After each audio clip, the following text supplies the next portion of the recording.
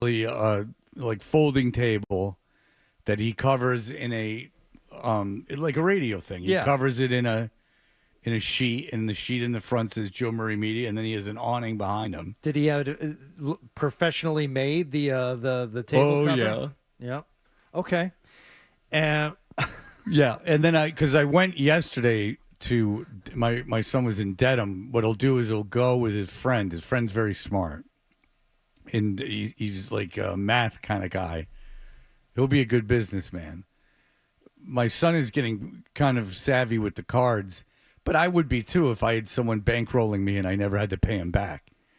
You know, everything he sells, that's big profit.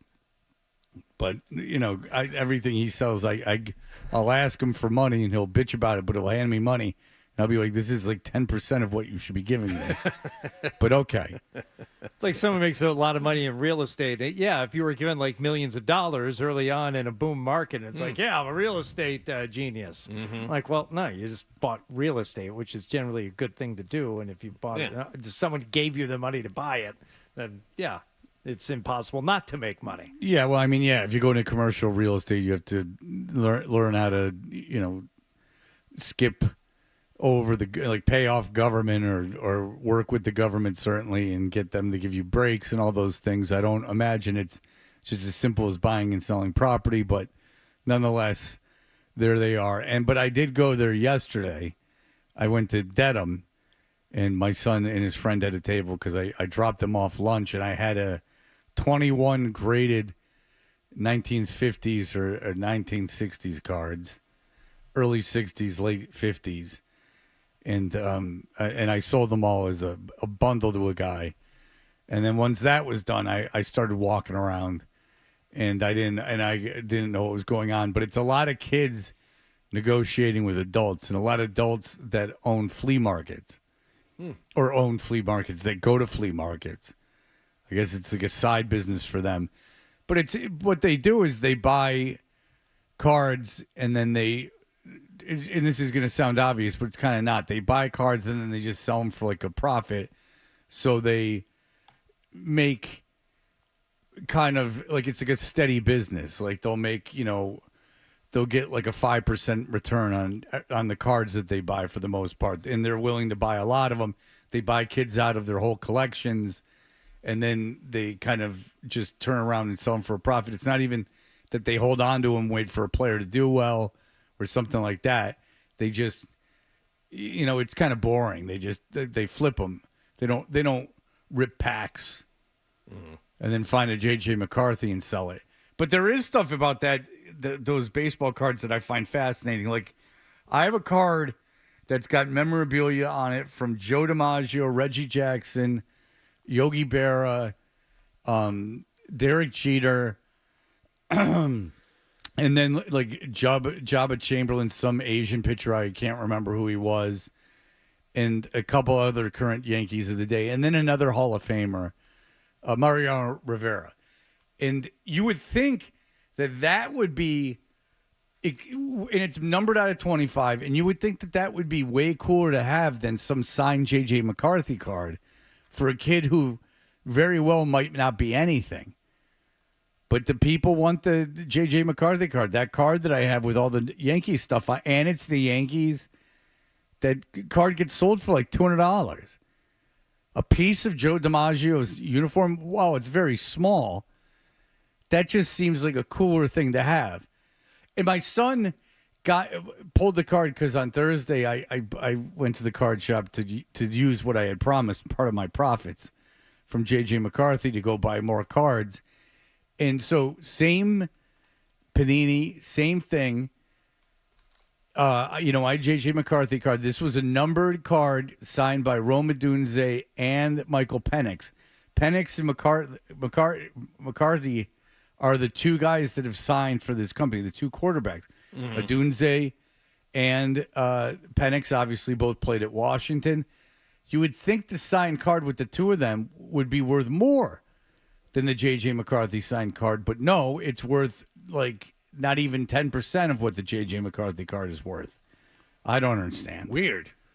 Very weird. Because I guess you just want the one signature. You don't want Odunze and Penix. I don't know. That thing with all the Yankee memorabilia on it, maybe it's the one pitcher you can't name. Maybe that's what's bringing the value of it down. Well, for all I know, you're right, but I just think that it would be way. I remember when Wong or Hideki Irabu, or whatever. Like the early, because my son was selling cards that strangely were from 2017, which is not when he was buying them, because that was 8 years ago. He wasn't buying cards when he was 11, so they were cards I had bought. So I guess 2017 was the first year that I bought cards again. That's when I got back into it. And things were so much cheaper back then. Like I was getting National Treasures boxes that now go for well over $1,000. I know I didn't pay anywhere near that for National Treasures boxes. And he had some signed card with a guy I've never heard of, and he's not one of their top prospects now. Some guy on the A's, and that card was worth $400, but the one with Joe DiMaggio's uniform on it is worth, half of that. It's weird. Very weird. Very strange. Yeah. And Odunze and Penix numbered. It's a low number card. Both of their signatures on card. They're not on a sticker that's on the card. They're both on card. Two's better than one. Yeah. I don't know. But then again, you can get a card that says Kaboom on it with, cartoon writing, and that's worth like a ton of money. It doesn't even have a signature on it. People just want the Kaboom cards and the downtown and the uptowns, but you know how that goes. And then I feel like such a jackass, like negotiating with the people. And I bought something. I bought a Bo Nix signed card, and the guy wanted 200. I bought it for 160, and then my son and his friend were like, oh, you probably could have gotten it for like 165. And I said, oh, whoa, I got taken. The $5. I was I mean, what do I five? It's better than sitting there and negotiating. Now the guys at this one were nice, and they're nice to the kids, and I don't think they're scamming the kids or anything. But I've been to out of the handful of card shows I've been to, I've been there with the big wheeler dealers, and I would just rather not even do anything. I would rather just the whole. Because every kid can now, you can scan the card and see what it just sold for the last 5 sales. There's not a lot to talk about. It's just like, this is what it went with the last 5 sales. I'll give you an average of that. Or we can combine some things together and, lower the prices of everything. And that's about it. But unless you're saving, hundreds of, because I don't need to work on like a profit margin, like a small profit margin, because I'm not flipping that many, fellas. Come on, let's be honest with each other. Can we look each other in the eye and finally say we're being honest? Flipping them? It's not my concern. How many people were at this thing in Dedham? Well, there were guys from the Bruins sign stuff, but I don't know who they were. I looked at the sign. They were pretty old, like old. Okay. And I didn't recognize the names. And there was one line that was long and one line that wasn't.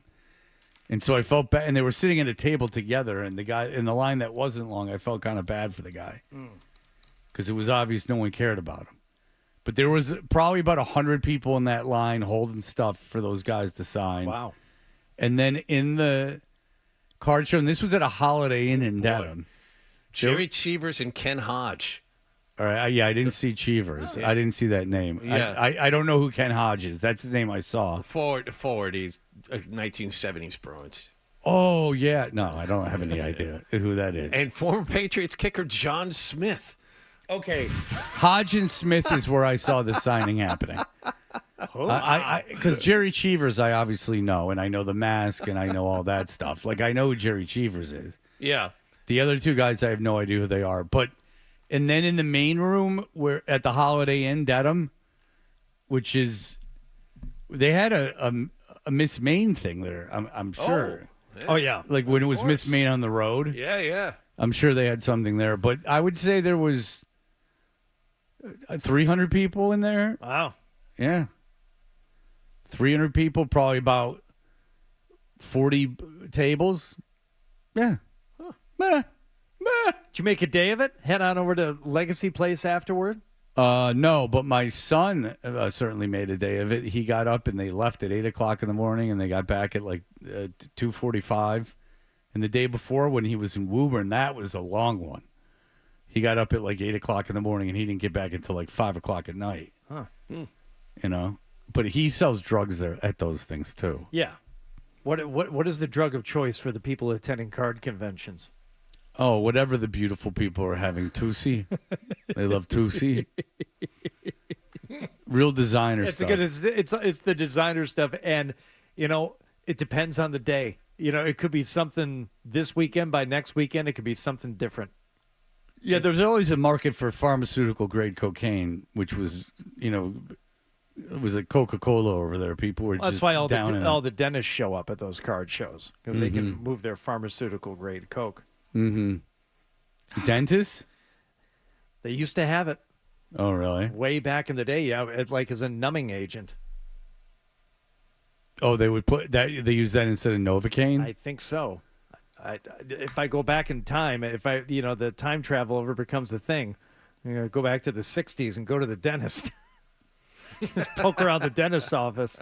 Yeah, there had to be a lot of cokehead dentists if it was just sitting around there. I think there's a scene with Jim Carrey in Peggy Sue Got Married when he's trying to hook up with his old high school girlfriend at the reunion, and he's tapping out coke on a table. He said the best thing about being a dentist, pharmaceutical grade cocaine. Oh, and that was in the 80s. Oh yeah, that was in the. I have to think that movie was mid 80s, 84, 85. No longer 86? no longer routinely used by dentists, but still has medical applications, primarily as a topical anesthetic and vasoconstrictor. Okay, right on. Well, I know you can get that when they knock you out. Part of that cocktail is ketamine. That's part of the cocktail that knocks you out. Because that was part of what they gave my son when he got his wisdom teeth out, and now he swears he wants that therapy. He's got to work through some stuff that only the hallucinogens can give him. Right. It's like when you go in for that first colonoscopy, you're like, so when's my next one? That stuff was all right. Yeah. I think you get the Michael Jackson, you get the milk in that one. The, what's it called? Propofol? Propofol, yeah. Okay. Yeah, there's a little mix of that in there. I think it's propofol, ketamine, some other stuff. But, yeah, the problem with the colonoscopy is you're out for all the fun of it. But I've told you this story before. The first time I got a colonoscopy, I woke up at the end, like legitimately woke up, like I could feel the tube in me. Now I was still drugged, so it wasn't that big a deal. So when I went into my second one, which was at a different place, I said, "Hey, I got up during my last one," and the guy was like, "Don't worry about it." And then when I got up in the recovery room, they were like, "Well, first of all, you were right. You did get up." But it was good because we had an anesthesiologist in there, and he just kept pumping you full of drugs. Because, my whole thing is I want to fight it because I don't want to go to sleep. I want to enjoy it. I don't want to sleep through that thing. Not the colonoscopy, but the being high. No. Like misunderstood. For no. If I wanted a colonoscopy, I could just have someone give me one. I mean, there's plenty of nice people out there. If you go to Facebook Marketplace that will stick it up there. But, I fight it off. And so, like, I'm still fighting it off, like, while I'm under. I'm trying to wake up from it. Wow. Yeah. So I don't remember this last time. Maybe you're one of those people that it happens to. I just listened to something about women who can feel everything during cesarean section births. And it's, it was like an hour-long podcast. I did not get through the whole thing. But these women were like, I feel you spreading my abdomen apart. I can feel you taking my, the stuff and moving it around. And they're like, it's all right. Just don't look. But now they've had to study this because it's a small percentage. But there are some people where you pump them full of everything you possibly can. And for some reason, it just doesn't work. And you can feel everything. And there are other patients who feel stuff during surgery. They're out But then when they wake up, they tell you, it's like, oh yeah, I have vivid memory of this, and they can like tell the order of what things happened and what pain they felt and what, in the right procedures or the right timeline and everything. So maybe you're one of those people, Fred. I think that usually if that would happen to someone, it would be that they have a lot of experience with opiates, right? And it's just not like kind of kicking in. I don't know. Well, Hunter Thompson, they used to have to put some kind of alcohol in whatever they were giving him so he didn't launch into DTs like while they were operating on him. In the mix they had, just feed him some old granddad while he was under. It's like, make sure there's some bourbon in there. Yeah, otherwise... like if he was going to be out for a long time and then have to like recover at a hospital, they had to mix in some sort of alcohol because he would just fly into like incredible withdrawal. In alcohol withdrawal, if you don't know, is something that if you're like a heavy alcoholic, like a physically addicted alcoholic, you have to taper off because you can have strokes and heart attacks. You can die from quitting drinking because your body's so dependent on it. It goes into like fits, heart stops and everything else. All right, well, that's a fun way to wake up if you were hungover today and you just want to, know. Yeah. And also maybe an excuse. If your boss is like, what are you doing? You're like, trying not to die. I'm going to go have some sips in the porta potty. Why don't you leave me alone? Don't go through my lunchbox. All right. The Red Sox played yesterday. The Patriots played on Saturday. So much going on. We'll have that all for you in just a moment. You're listening to Toucher and Hardy on the Sports Hub. Need a new roof? It's easy.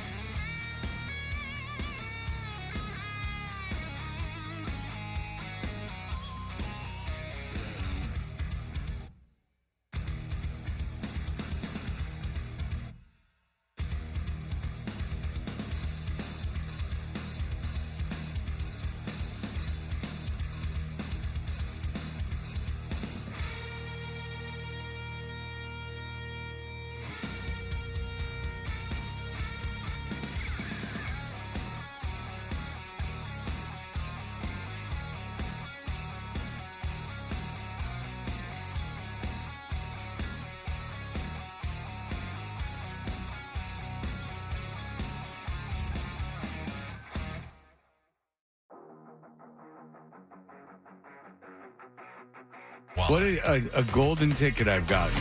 There you have it. Toucher and Hardy resumes on the Sports Hub. Did you catch a game last night?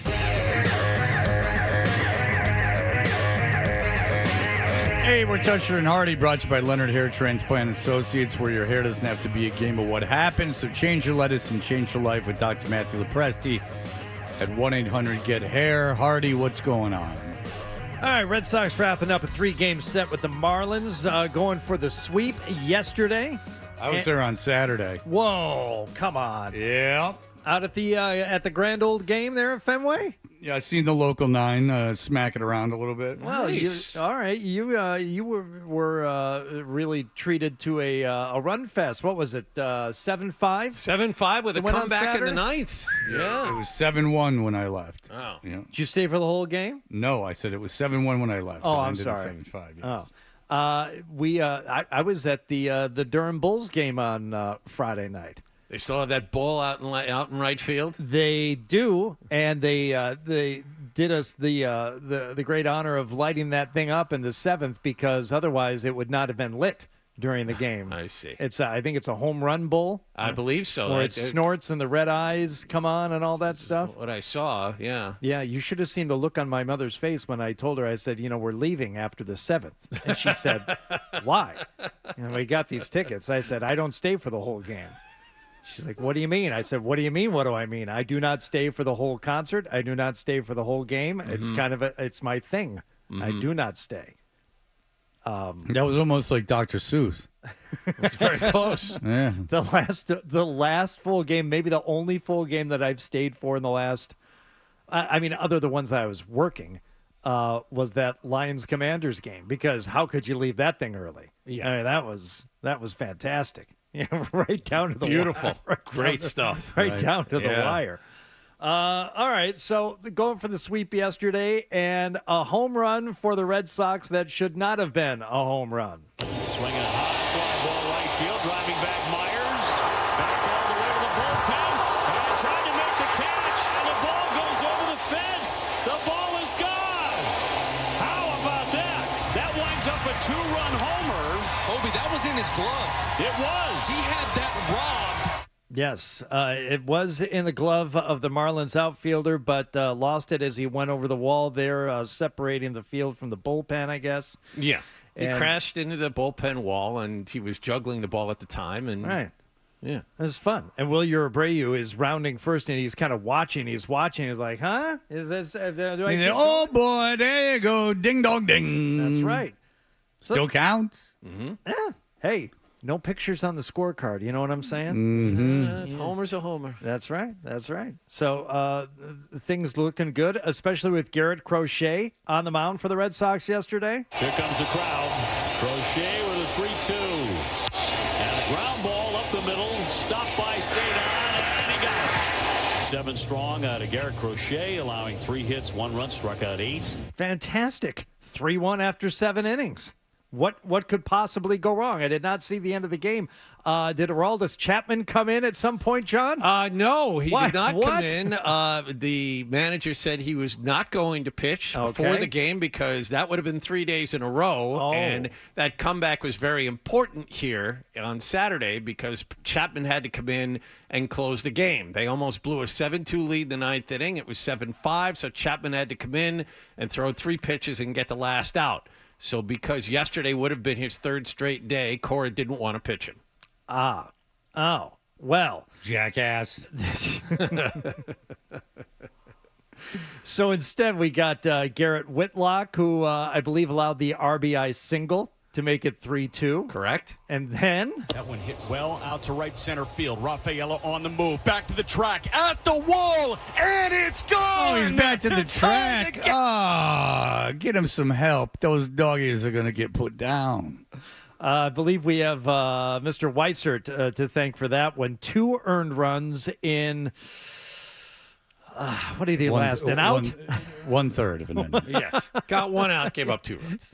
Yes. And then the cherry on the cake of the game. Marcy drills the ball out to right. Down the line. Towards Pesky's pole. And it's gone. Have How about mercy. this rookie, Jacob Marcy? Have mercy. Unbelievable, man. You look like a And the chicken. two-run shot makes it Where'd your 5-3 boobies fish. go? I'm a shoe salesman, but you're a chicken. No, John doesn't get it. Don't worry, John.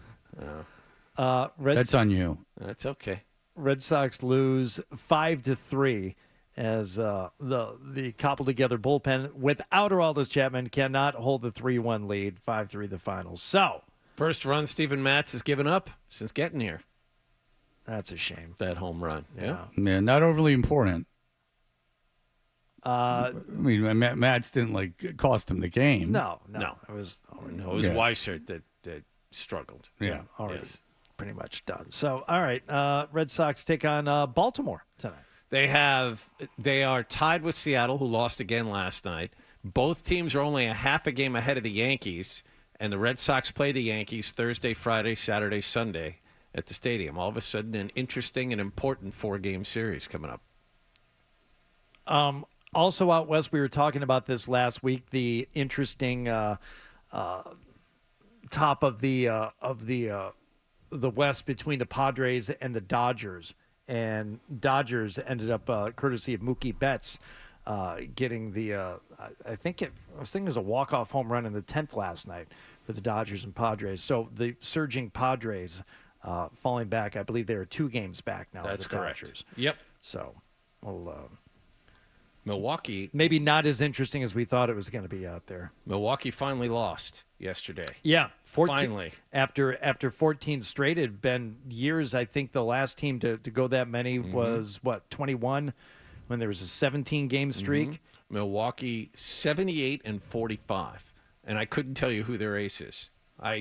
I couldn't tell you maybe 3 guys on that team. Well, it's a team, Of course John. it is. Yes. Well, the worst thing about them having success is that now I've heard it yesterday, people are pointing at them and going, see, you don't need a salary cap. See, you can do whatever you want.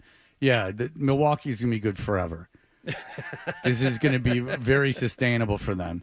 And by the way, if they don't do well in the playoffs, because playoffs is when stars generally are the factor, yeah. not 162 games. So if Milwaukee, they could win 100 games. I mean, they're not going to, but they could win 100 games and still, if you lose in the playoffs, it doesn't matter. They have one guy with over 20 homers. They don't have a guy in their everyday lineup that's been there since the start of the season that hits 300. It is quite amazing that they're doing this. Yeah, and it's not, you can't point to it and go, see, you don't need it. The problem I heard with the salary cap is that even these cheap owners aren't going to want a floor. That's the number one thing I've heard about it, is that they're not going to want a floor. The floor is too much for them to overcome. Then we have a problem. We have a very large problem if they don't want a floor. I just think even bringing in that at all is going to it's going to stop everything for a very, very long time. There's just going to be that year. The last year is next year before the deadline. At the end of next season is the end of the CBA. Okay. So, yeah. So there will be, there'll be that year. So 2027, there'll be no baseball. Doesn't look that way. At least not right now. Well, if they're not going to come to some agreement for a salary cap in the negotiating period, I mean, they're going to get locked out or they're going to strike. Something's going to happen. So look forward to that. And then everyone can waste their contracts. I mean, everyone can get another year older. Just like that Expos team that was so good and was for sure going to win before the big strike was at 93. 94. Summer of 94. Summer of 94, yep. Randy Johnson and Pedro Martinez and Larry Walker. Tim Raines, right? Was Larry Walker on that team or no? It might have been before him. Okay. I'm not sure, though. All right. Well, maybe you should be sure. Okay. We'll get to the Patriots game here in just a few minutes, but we'd be remiss if we didn't talk Please do. about Scotty Scheffler at the BMW Championship, second leg of the FedEx Cup playoff series, who made a very uncharacteristic bogey on the 14th hole after a 3-putt How would he respond as he still had the lead going down the stretch? 82 feet from the hole. He's off the green left in the rough. Towards the hole, slowly moving now, picking up speed. That show's really not getting along, huh? Getting close, Scott. That show's not getting along. Hold on, let me go back. Let me see if I can pick it up. One of those hosts, one of the hosts is sitting 82 feet away from him. 82 feet from the hole. He's off the green. One of the hosts is arguing with the other host. Okay. Now I got it. He can't separate himself. He's probably in another room if he's 82 feet away. The news She person, went, now, news now. person is in the booth. She went, now, fellas. One too many 82 things. feet from the hole. Yeah. Now. Boys. That's not right. And then he's like, if you don't get me away from this girl, and then they're like, go sit 82 feet away. He's off the green left in the rough. Towards the hole, slowly moving now, picking up speed. That's getting close to the hole now, picking up speed, getting close. Scotty Scheffler, and that is right in. He made it. Oh, there's nothing like it. Birdie, oh my goodness, do you believe it? No. Scheffler. No. Wow. No, it's made me challenge everything.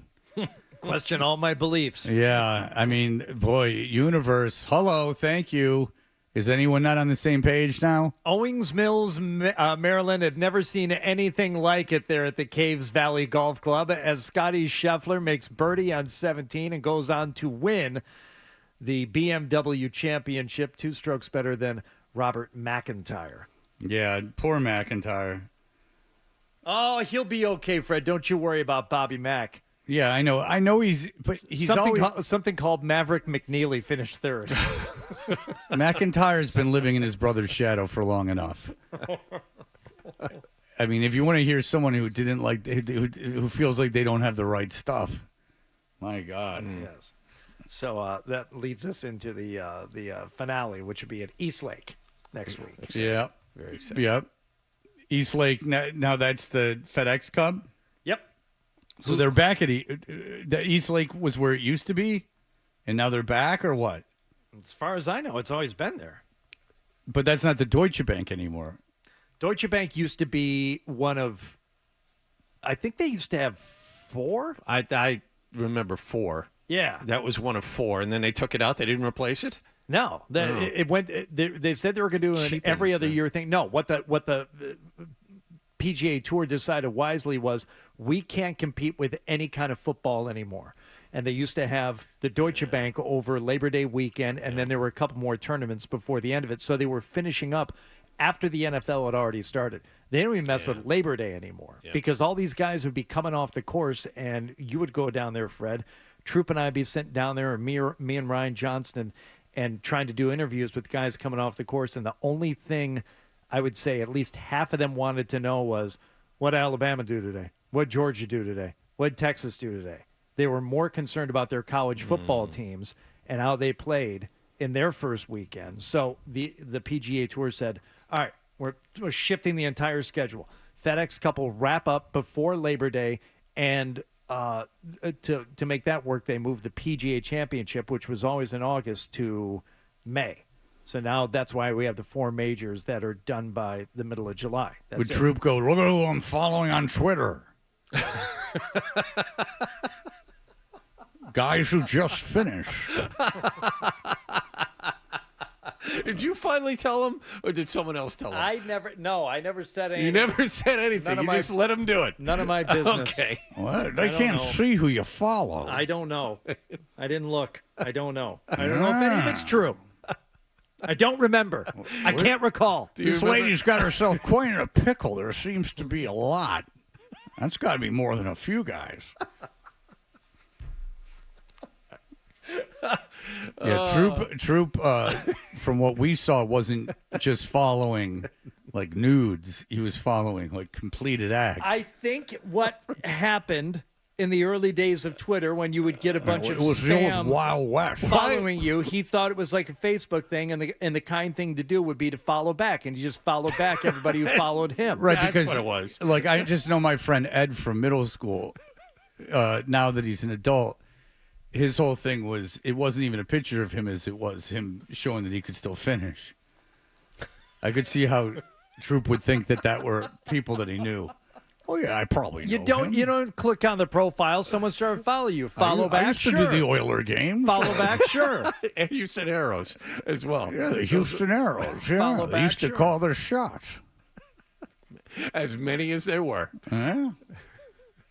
Thought he was being nice. That's all. He didn't know. What are all these women following me? Well, no, it wasn't. See, I could see thinking, oh no, because probably even happened to me is that, oh wow, this attractive woman wants to follow me. That's one thing. Mm-hmm. It's another thing where it's the people are not even what you're looking at. You're just looking at raw stuff, finished sex. Yes. Yeah. Yeah. That's what with no faces or bodies, just raw finished. That's why he wasn't paying attention when you would take phone calls, like from Chachi and all those people. Oh, yeah. Hello. Larry from Wareham. Yeah. Hot Troop. All right, so we'll be back in just a moment.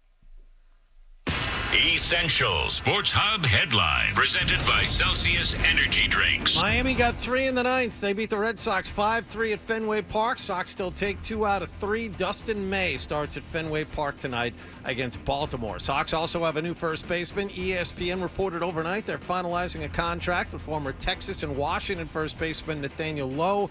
Also, after trying a pain-killing shot in his sore wrist, Marcelo Meyer will undergo season-ending surgery. Patriots are 2-0 in preseason play. They will be back at practice in Foxborough this morning. They'll visit the Giants in their final preseason game on Thursday night. And Braintree, Massachusetts, eliminated from the Little League World Series yesterday, care of a 3-2 loss to Bonnie Lake, Washington.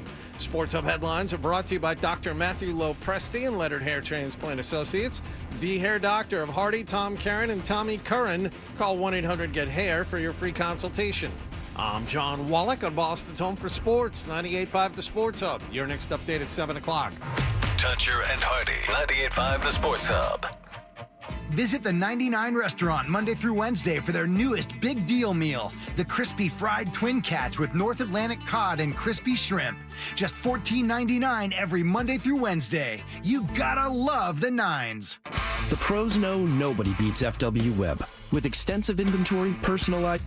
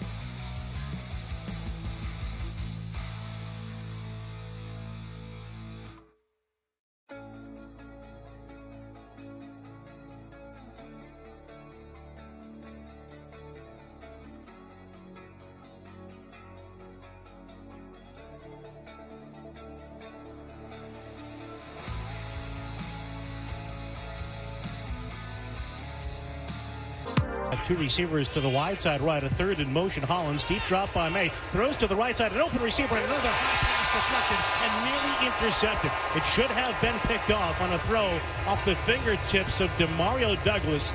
Another sailing toss for May. Thomas back there for Minnesota. It was wide open.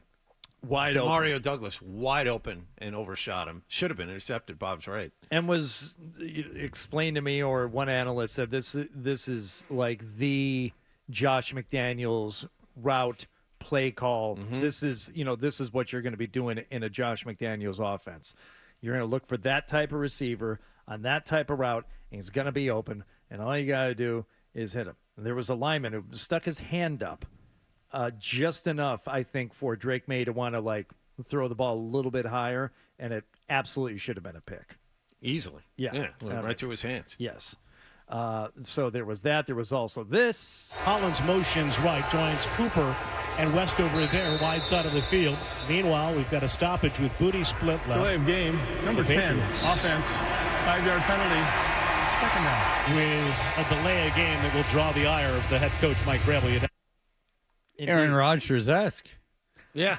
Yeah. Yeah. You got to read the D. You got to sit there and don't panic. Yeah, he wasn't great. No. Drake May was not great on Saturday. He was just mediocre. 4 of 7 for 46 yards. Well, should have been a pick, no touchdown. In fairness, that Minnesota defense is really good, and they were all playing. You got to give it to O'Connell. I mean, he he's not giving those guys a break this offseason. Nope. He had them all out there, every single one of them. Again, it's just stuff we said a million times before. Look, Drake May threw 7 passes. Big deal. It doesn't really matter. The reaction of how people play in the preseason is ridiculous. We've seen it on the side of Shedeur Sanders and people flipping out for no reason. We see it with starting quarterbacks. I mean, read anything about the Jets. Justin Fields is the worst quarterback to ever happen, even though on one of his drives they ran the ball 11 times in a row, but literally 11 times in a row. And I don't know how that means he sucks. It's just they ran it 11 times in a row. They're afraid to have him pass, obviously. Did they get That's right. Is Le'Veon Bell playing for the Jets now? What are they doing? No, but they have 3 guys that they are very comfortable giving the ball to. They can all carry the mail, huh? Yes, indeed. And they all have similar skill sets, too, which is there's not a quick one and a big one. They're all small and slow? Is that what you're saying? No, you said they can all do it, John. He said they don't have a quick one. They don't have a big one. So I'm inferring from what he's saying. Well, you inferred wrong, as per usual. They're all big and fast. Okay. Okay. Anyway, Yeah. my point is this: is that I mean, but again, I've said it a million times. There's so much pressure on this kid, so much pressure. If they don't beat the Vegas, I mean, people are just assuming that's a win, and I think that's a fool's errand. Did you guys see Genty at all? Yes, I did. This Weekend? I did. Yeah, I mean, feel sorry for the guy he trucked. Travion Henderson's going to be a really good running back, and he should be. He was a pretty high second-round pick. I mean, you take a running back in the second round, he should be good. But on that same page, Genty is going to be unbelievable. That team, and I know you're running back, it doesn't really matter, and da-da-da-da-da. But I think that I told you I've taken Vegas in that game in my own. And I barely gamble, but people are just assuming that's a win, and I really don't think it is. And there's a big difference between being a physical freak who doesn't panic and then doing enough to win close games. Until I see differently, Fred, the Patriots don't have a guaranteed win on their schedule. Until I see differently. I mean, I'm not saying there's a guaranteed law. There are a couple games like Buffalo you can write and go, they're probably going to lose that game. But I don't look at the schedule and go, you know what? Absolutely for sure they're going to beat this team. Well, you can tell the people, how many games did Drake May win last year starting and finishing? 3. One. Well, starting and finishing. Yeah, starting and finishing one. So you're asking an awful lot of him to do it 10 or 11 times. Yeah. To start and finish a game where they win. And nationally, people are talking about this offensive line like it's good. They did a breakdown in a ranking of every team's different positional groups. Mm-hmm. And it got time for the offensive line, and I went, oh, boy, okay, so this is where the Patriots are going to struggle. Obviously, their secondary was ranked in the top, certainly the top 10, maybe the top 5. I think maybe 6 or something. Quarterback, they were middle of the pack. Running back, they're middle of the pack. But I figured, okay, well, offensive line, that's going to be a big weakness for them. Oh, no. Middle of the pack. Middle of the pack offensive line nationally. I don't even think it's that good. Honestly. No, it's not that good. It could be at the end of the year, and that's what you're hoping for, but it's not going to be that good at the beginning of the year. No. Now, will they be able to run block? Yes, because that's what kids can do. Campbell was very good against the 3s and 4s on Saturday statistically. He was very, very good against backups. And by the way, I'll take that. It's baby steps forward. I mean, that's the thing. You look at Travion Henderson, a kickoff return, and then a run through traffic for a touchdown. That's a different kind of run where it didn't look like he had anything, and all of a sudden he's in the end zone. That's how you look and go, okay, let's check that box. That's what I'm looking for heading to the season. But, I mean, I still haven't seen a wide receiver that can get open. You notice when they get close to the end zone, they ran during the exhibition season. You had 2 quarterback scrambles for touchdowns because wide receivers couldn't get open in small areas. I mean, running backs, other than any other position on the field, kind of have an advantage the younger they are because there's less tread on their tires, and it's not something that generally takes a lot of getting used to in the NFL. Like as a rookie running back, you can have a lot of success.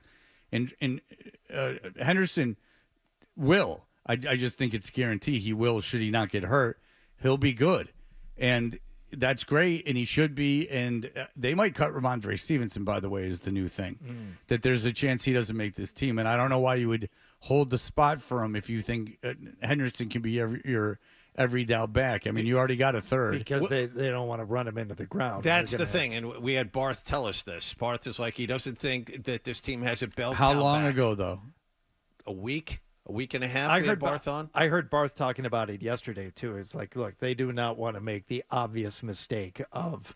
Well, the Gibson can be their third down back. I mean, they. I don't think you need to have 3 backs necessarily. I mean, they'll keep a third back, but do you want to give Stevenson that kind of money to not be your number 1 back? On this team that doesn't necessarily have good wide receivers, decent tight ends, you're going to run the ball, again, looking at it this early, more than some. And so maybe you need Stevenson to take carries off this kid's shoulders. And I used to think so too, but how often do you want Henderson off the field? Not often from what I've seen. Right, so I'm not keeping Stevenson on to carry the ball 5 times a game. I mean, I'd keep 3 backs, but if I don't want to take Henderson off the field first and second down, certainly, and he can catch the ball out of the backfield too. So I mean, there's wear and tear, and then there's keeping a guy being paid like a number 1 back. That's a big difference. Look, we have to break. We'll be right back. Hardy's back. He had a wild weekend. He already let the cat out of the bag and said he went to the Durham Bulls game. So I don't know where he can go from here. It's just all downhill. But we'll have that for you. I screwed that up. Yeah, you did. I mean, but look, you were excited and you're glad to be back, so I understand why it happened. We'll be back in just a moment. Stay tuned for more Toucher and Hardy on the Sports Hub. Comment. It's electric.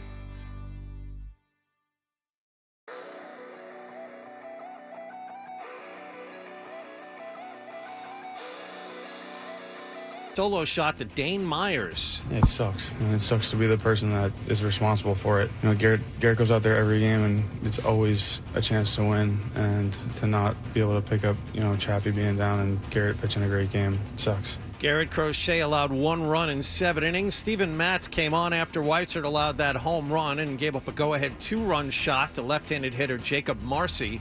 The Sox pitch Dustin May tonight at home against Baltimore. They also have reportedly come to terms on a contract with free agent first baseman Nathaniel Lowe. He was recently designated for assignment by the Washington Nationals. Alex Cora told the media before yesterday's game Marcelo Meyer will undergo season-ending surgery on his wrist. In Patriots news, they're 2-0 in preseason play. They visit the New York Giants Thursday night. The NFL Network is reporting the Cincinnati Bengals are listing the trade offers for sack leader Trey Hendrickson, and Braintree, Massachusetts lost to Bonnie Lake, Washington 3-2 yesterday in Williamsport. They have been eliminated from the Little League World Series. Sports Hub headlines are brought to you by Gem Plumbing, cooling installs and 24/7 service. Go to AskGem.com. I'm John Wallach on Boston's Home for Sports, 98.5 The Sports Hub. Your next update at 7:30. New England plays here. Ball down the right side. That's a separation. Yes. Touchdown pass. Yes. Perfect dive from Drake May. 98.5 The Sports Hub. And now, back to Toucher and Hardy on the Sports Hub. Bill Janovic's a very successful real estate person. Oh. Yeah. Well, that's what I like. Yeah. I like speculators. That's what I like to hear. Does he have any song about real estate speculating? It'd be great if he did. I would like to hear that. Big baseball guy. I think he was part of that, was it the baseball project there that had all the Gammons and all those? Super. I'm pretty sure. Oh, that's cool. He's in that thing with Theo and That's Gammons. right. And Jerry Remy was on that thing. Lenny Can't get Tennardo. enough. Yeah, because that's the everyone, thing. Let's go to the paradise. Yeah. That's the whole thing about charity is that you have to do your hobby publicly in order to get money for a charity. Hot stove, cool music. That's right. Yeah, they all did it for charity. That's the only reason they did it. That's something that's always really bothered me is that people go like, I'm going to go, like, I've always fantasized about playing music in front of a big audience. Let's create a charity. So I get to live out my dream and do my hobby publicly, but no one can make fun of me because I'm doing it for charity. Right. And I'm doing it. Well, you could have done a lot. You're famous. You could have just, led some charge for charity. You didn't have to do it. If say you're Theo Epstein and he played all those things, played until his fingers bled, one time. Oh, yeah. When he was with the Jam. Did you know that story for real, Adam? No, I don't. John knows it. It's not, you said, oh, yeah. Like it's not you're true. Making a Brian Adams joke, but go on. No, I'm not making a joke at all, dick. I'm telling the true story. Tell it. So, John, if I'm not mistaken, like he after they won the World Series was hanging out with Pearl Jam or something. This was during when he was with the Cubs. He was in Chicago when this happened. Okay, yes. yeah, and he was like jamming so hard and like playing in the clubhouse so much that his fingers literally. It was before I guess he had developed his calluses. And his fingers were just literally bleeding on the axe, like as he tore it apart. So he basically outed himself as a poser because if he played all the time, he'd have calluses, and that wouldn't be a problem. It's just these guys all wanted to. They learned guitar or they learned whatever instrument, and they always wanted to play in front of people. And they said, "Well, the only possible way we could make money, even though we're public figures that do other things that are much more important to people than us playing music." Let's put together a show so we can, sit there and cosplay as rock and roll guys, and then people will play, but no one can say anything because it's for charity. So Theo Epstein could have just gone like, here's a section of Fenway. Anyone who buys a ticket in this section, every bit of money goes to this charity. Instead, he goes, no. Or how about you get to meet the team? Or how about you get to go and like hang out in my office? Or how about you get to do anything? But no. You get to watch me play guitar. I want to see you and the boys play plush, and that's how I'm gonna spend my charitable dollars. Does no one else see that and get kind of like aggravated that, like, why are you doing your little dream here? Like Brady, when Brady did the thing for the charity, Best Buddies. He did a flag football game. So what he did is he goes, I play professional football. people might want to play football with me. And then he got people together and they played football, and that makes sense. He didn't go, oh, hey, I'm going to go do stand-up. Everyone, come out and watch me. Come watch me ride my unicycle. Yeah, exactly. Yeah, I'm just going to go off sweet jump. Well, people might have paid that to see if he fell. But, I'm not going to, I'm an amateur magician. Like, everyone come out and see me do magic.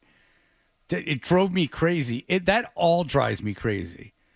First of all, the big thing that they say is that the amount you're raising is you got to take away every bit of credit you give yourself for it. So there's that swinging, weight, the weights on the both sides. So you raise a lot of money for charity. It lowers the weight. Okay, that's the heaviest thing. And then every little bit of credit you give yourself for it kind of evens out the scale. I shouldn't say it's like a scale. It evens out the scale. Yeah, hot stove, cool music. And we would have the guys on, and they would, pat themselves on the backs that they were doing it. Hell yeah. No, you're doing this. Have Gammon's on all the time. He would talk about. Oh, that was great. Yeah, and he was great every time. And there would be all kinds of crap happening in the background. I was just trying to find some drops. Well, he would call us from the gym while they were doing construction in the gym. Yes, that's right. And then from a submarine where there was sonar. Yeah. Because you couldn't keep him out of the gym. That's the thing. His Gammons was always working out. He couldn't have just gone outside. He had to do it in the gym while they were nail gunning things. And it sounded like S&M. It did. It sounded like he was in a corner, just being disciplined while he nonchalantly talked on the phone. Those were great appearances. And we just let him go and made fun of it after. And I like Gammons too, but I mean, come on. You saw Little Richard, and there was some left-handed kid playing guitar. What's his name? Jimi Hendrix. Oh, that's right. Yeah. Well, there was none of that at the Durham Bulls game. It was Stranger Things night at the Durham Bulls game on Friday. Oh, topical. Oh, so exactly, timely, topical, and awesome. Because when you walked in to the Durham Bulls stadium, it said you are entering the Upside Down. I said, oh, well, this is going to be interesting. And then you saw the scoreboards were done in black and red in the Stranger Things colors and font. I said, oh. And then the Durham Bulls came out, and their uniforms were black with red letters. Okay. Thus endeth the Stranger Things experience at the Durham Bulls. I take it back.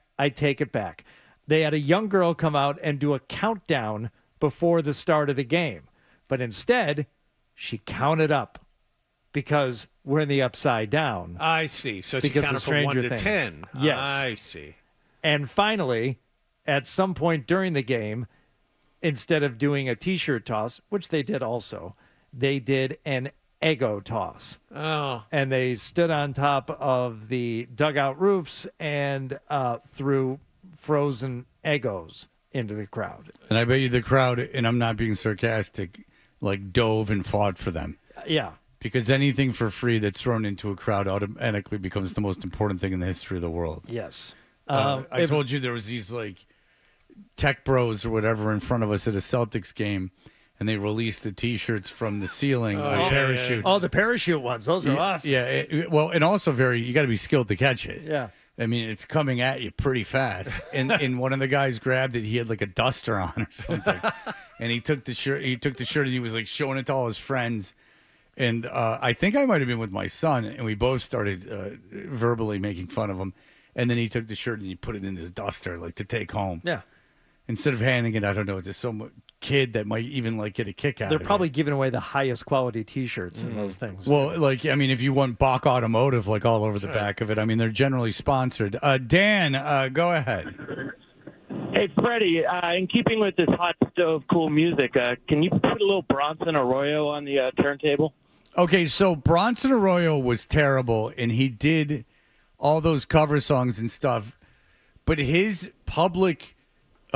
before Schilling was a bad guy, before Schilling was considered some lunatic, he was very insulting towards Kurt Schilling, so I have to give Bronson Arroyo a little bit of a break. The other thing is we had Bronson Arroyo in here, and he got it. He understood that it was ridiculous what he was doing, and all the effort he put into it made him a sideshow instead of somebody serious. But he came in here and acted like he understood that. Yeah, we sat with him and I kind of just like teased him to his face, and he was self-deprecating about it, which made me like him. But even before that, when we were on BCN, this is before the heel turn from Schilling, where, you know, he ripped off the Rhode Island government and everything else, and, you know, to start his video game company. Why a video game company? Well, I like video games. Yeah. Oh, yeah, you should go ahead and do that. You know, I like the ER. Maybe I should start running a hospital. Let me buy these huge styrofoam hammers we're going to put in our lobby. Yeah. Yeah, and he, remember, well, you weren't on the BCN show, so he came in and he hung out. Like, he was actually, like, nice and, like, hung out. And he was telling us, he's like, oh, that prick Schilling. He's like, no one would tell him anything. This is from a Bronson Roy. He's like, that wasn't even on the air. I think he said it many times publicly since, but like off the air, he's like, oh, that prick. He's like, we wouldn't tell him anything because we knew as soon as we told him something, he'd run to the media and start talking about him. And you guys have heard this term before, red light Schilling and all that. That's because right. when the red light of the camera came on and they were interviewing anyone, Schilling would walk up. So yeah, he was. It's funny whenever I hear anyone say defend Schilling, it's like, well, to my knowledge, from the people that we've talked to that were on those teams, no one liked him. I mean, there might be a guy or two, but no one we talked to liked him.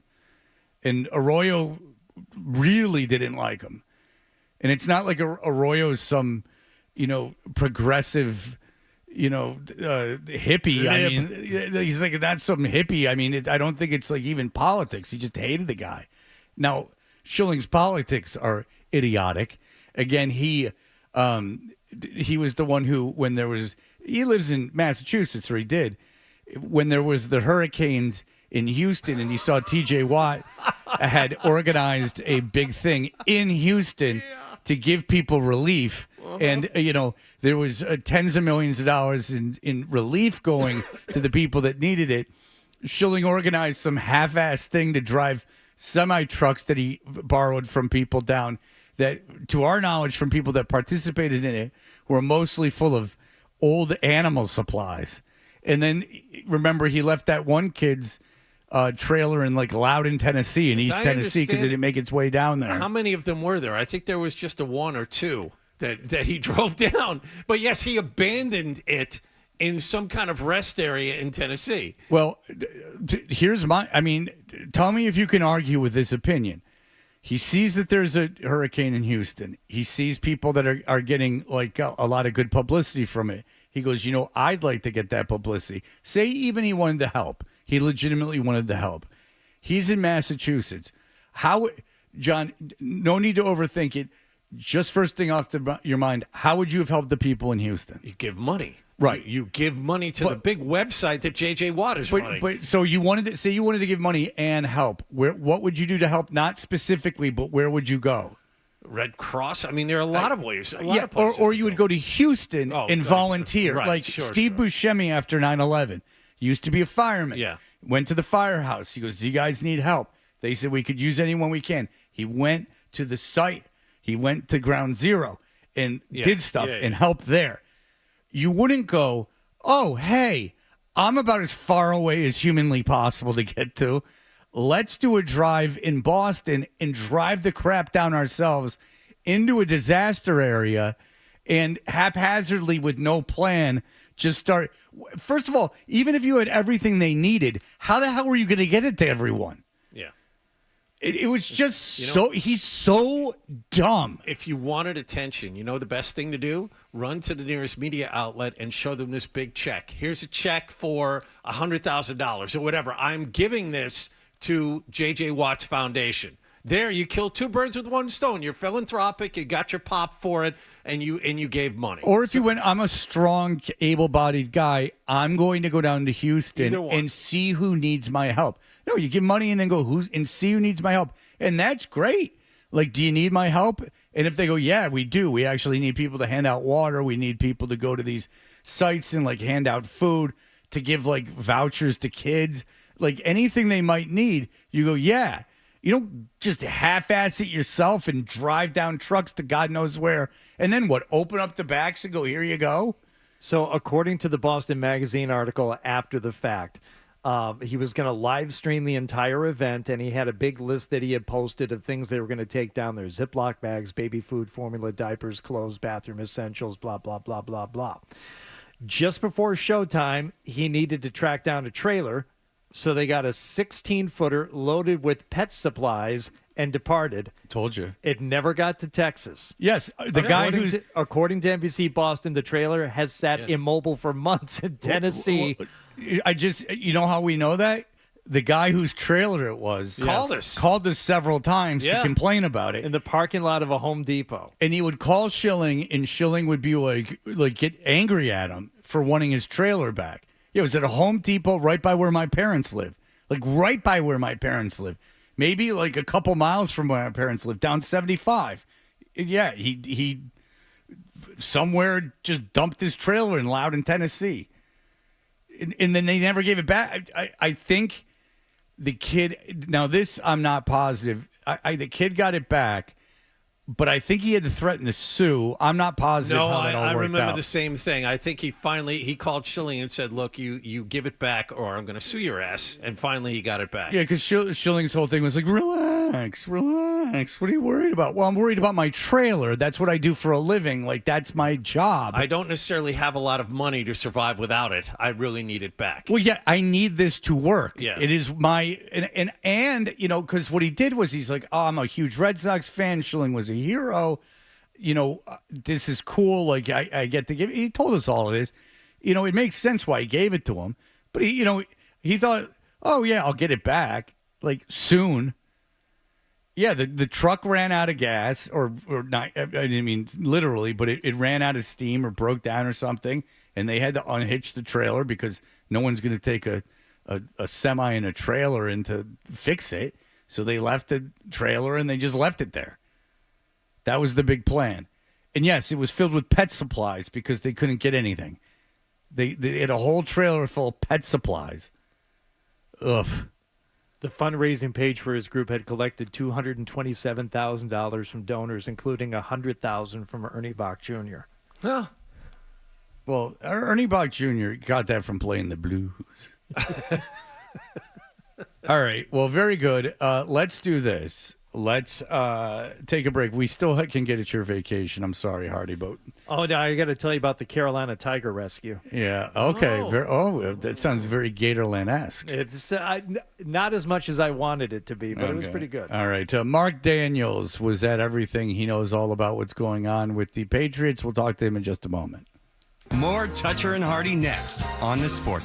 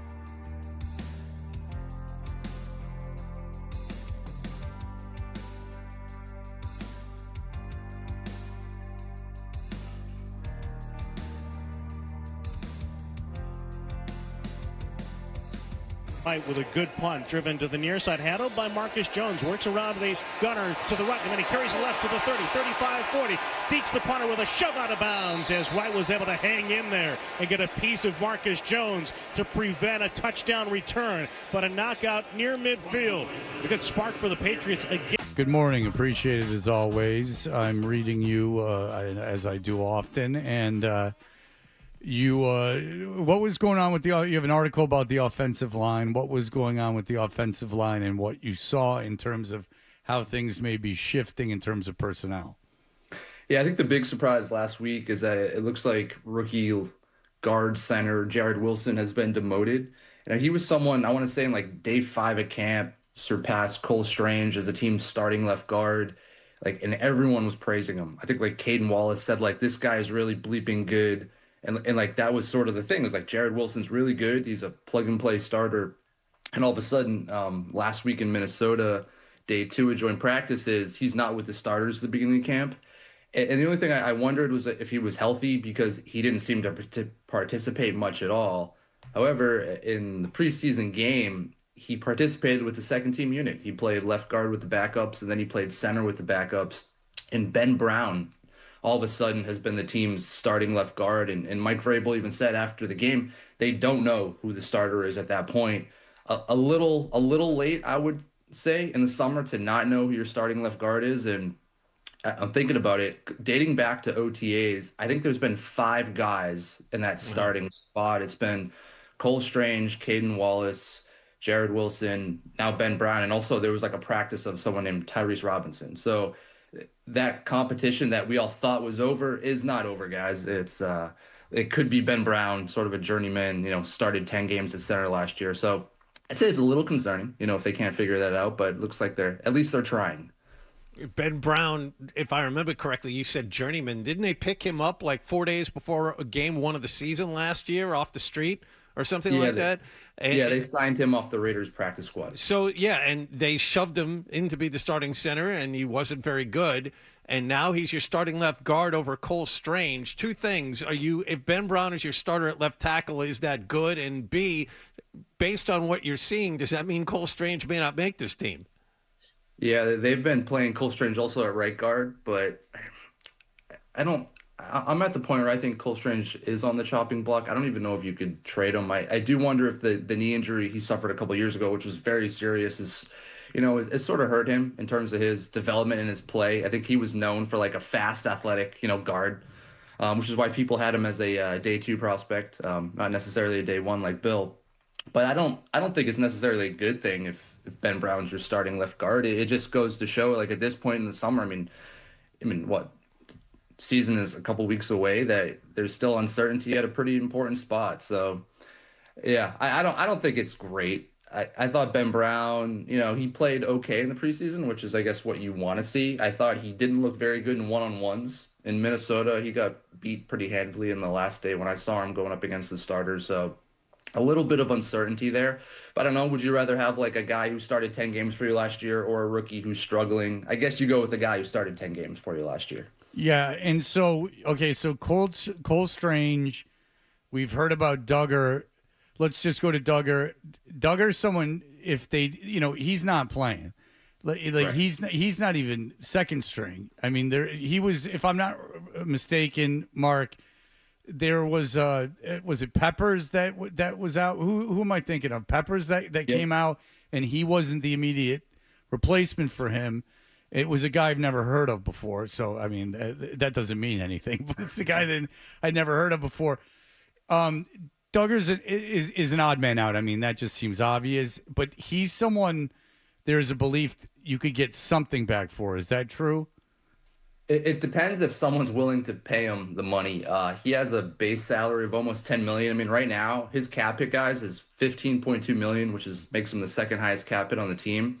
You can't really cut him. I mean, I guess theoretically, if you just want to eat 20-something million in dead cap money, you could. But I mean, I'd rather keep him as a backup as opposed to just eating that cap hit. But if you can find someone to actually trade for him, you can actually clear the contract pretty easily. It's just dependent if you find someone who thinks he fits better in their system. And I think that's sort of what it's about with Mike Vrabel. But yeah, Jabril Peppers and Jalen Hawkins have been the two starting safeties, and the top backup has been rookie Craig Wilson, who they have playing both strong and free safety, and it has left Kyle Duggar with the backups and third stringers. And I think anytime a veteran like that is playing at the end of the fourth quarter, it's a team saying, "Hey guys, this guy's available," right? Sort of like with Anthony Jennings too, a guy who started last year, fits better in Belichick's system as opposed to Vrabel's. He's playing at the end of the fourth quarter. It's like, hey, if anyone wants these guys, they're available. And usually it doesn't take much, whether it's a player-for-player swap or a late-round pick swap. But with Kyle Duggar, you just signed him to a 4-year, $58 million contract last year. You know, it might be tough to move him because of the money, unless you find someone who really, really likes him at 29 years old. Okay, and then finally, with someone I've heard rumors of maybe being moved on from, and this is more of a positive for other people than it is a negative for him, is Ramondre Stevenson, just because Henderson has been so good, and do you want to take a bunch of carries away from him? What do you think about Stevenson? Is there any way he doesn't make the team or gets traded? I would be surprised. Travion looks outstanding. Honestly, the fastest player I think I've seen at training camp, other than maybe Wes Welker. Wes just moved differently, but so does Travion. But the knock on him in college was health and durability. And you see, he's a smaller guy. So for that reason, I would absolutely keep Ramondre at least this year. Keep him, Henderson, Stevenson, and Antonio Gibson. And I think you have three, running backs that can sort of mix and match. And I think that's to the Pats' benefit. And I think as they get going here in the season, if Ramondre can get healthy, you might actually have a nice 1-2 complement. And I like Travion. I think he could be your best offensive weapon, certainly your most explosive, but you have to protect the kid, especially someone he's built like a third down back with his size, but he plays like someone who could, hurt the opposing defense on every touch. And I think if you were to trade or release Ramondre, you just take away some of that really good depth you have. I would keep that. But the guy you brought up though, even Stevenson, Duggar, hell, Jennings, they all signed contracts last year. Think about that offseason, guys, right? That 2024 offseason doesn't really look great for the Patriots. You extended a lot of guys. It's not working out. That draft class, other than Drake May, is not working out. So I think Ramondre stays. But yeah, tough look for the 2024 offseason. I think for Trevion, I think you hit the nail on the head, because 2 years ago he played in 10 games. He came back and was healthier in his final year, played more games, ended up with fewer carries and more yards. Yeah. So Yeah. I think you've probably tapped into what the Patriots at least could be thinking about him, and but should you be could thinking carry about him. three backs, but you want but then it becomes a matter of taking carries away from the guy.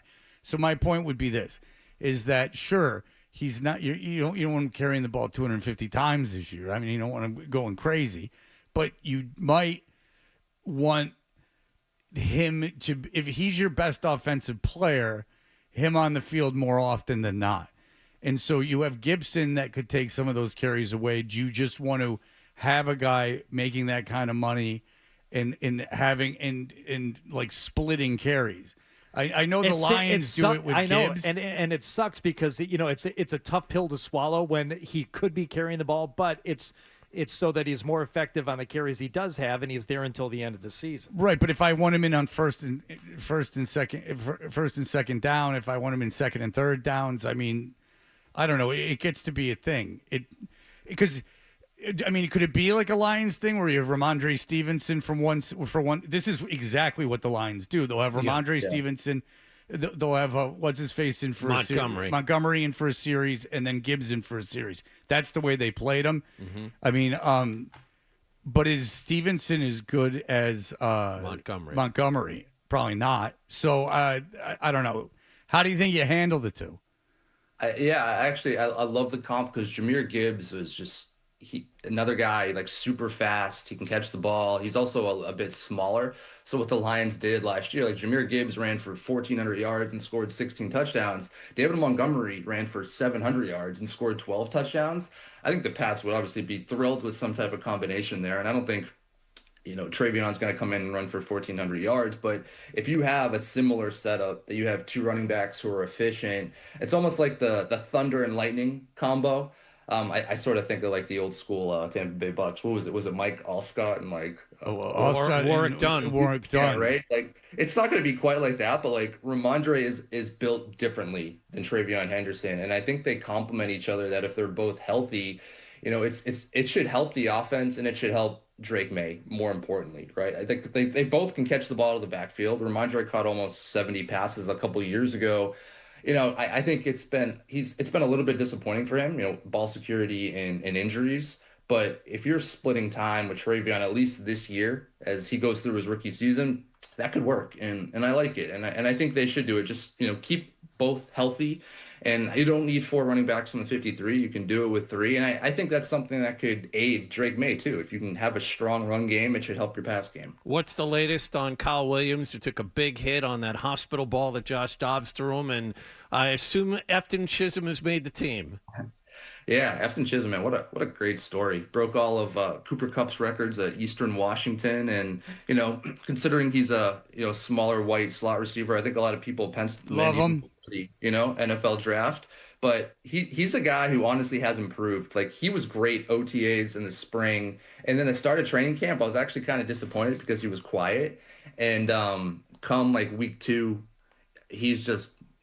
Yes. Yeah, he's made the team. He looks really, really good. I think the next step for him is to do it with some of the starters, though. Like, he's one of the few guys who haven't caught any passes from Drake May in practice. I mean, we've seen Drake, throw to Javon Baker and Jalen Polk and Kendrick Bourne, but not Efton Chisholm. And I wonder going into this week, we get to still see a handful of practices that are closed to the public. I wonder if we'll see Efton with the starters. I'd love to see that. But, yeah, I definitely think he's making the team. And you said Kyle Williams. We're going to talk to Mike Vrabel today at 10:15 and see if he has an update on him. It looked like a head injury, though, to me, the way he was tackled. And so we'll see. He's been another interesting one. He definitely gets separation. And it's always weird when it's like, well, he's not catching passes, but he's beating the cornerbacks. And is it because he's playing with Josh Dobbs? But they have some nice young receivers.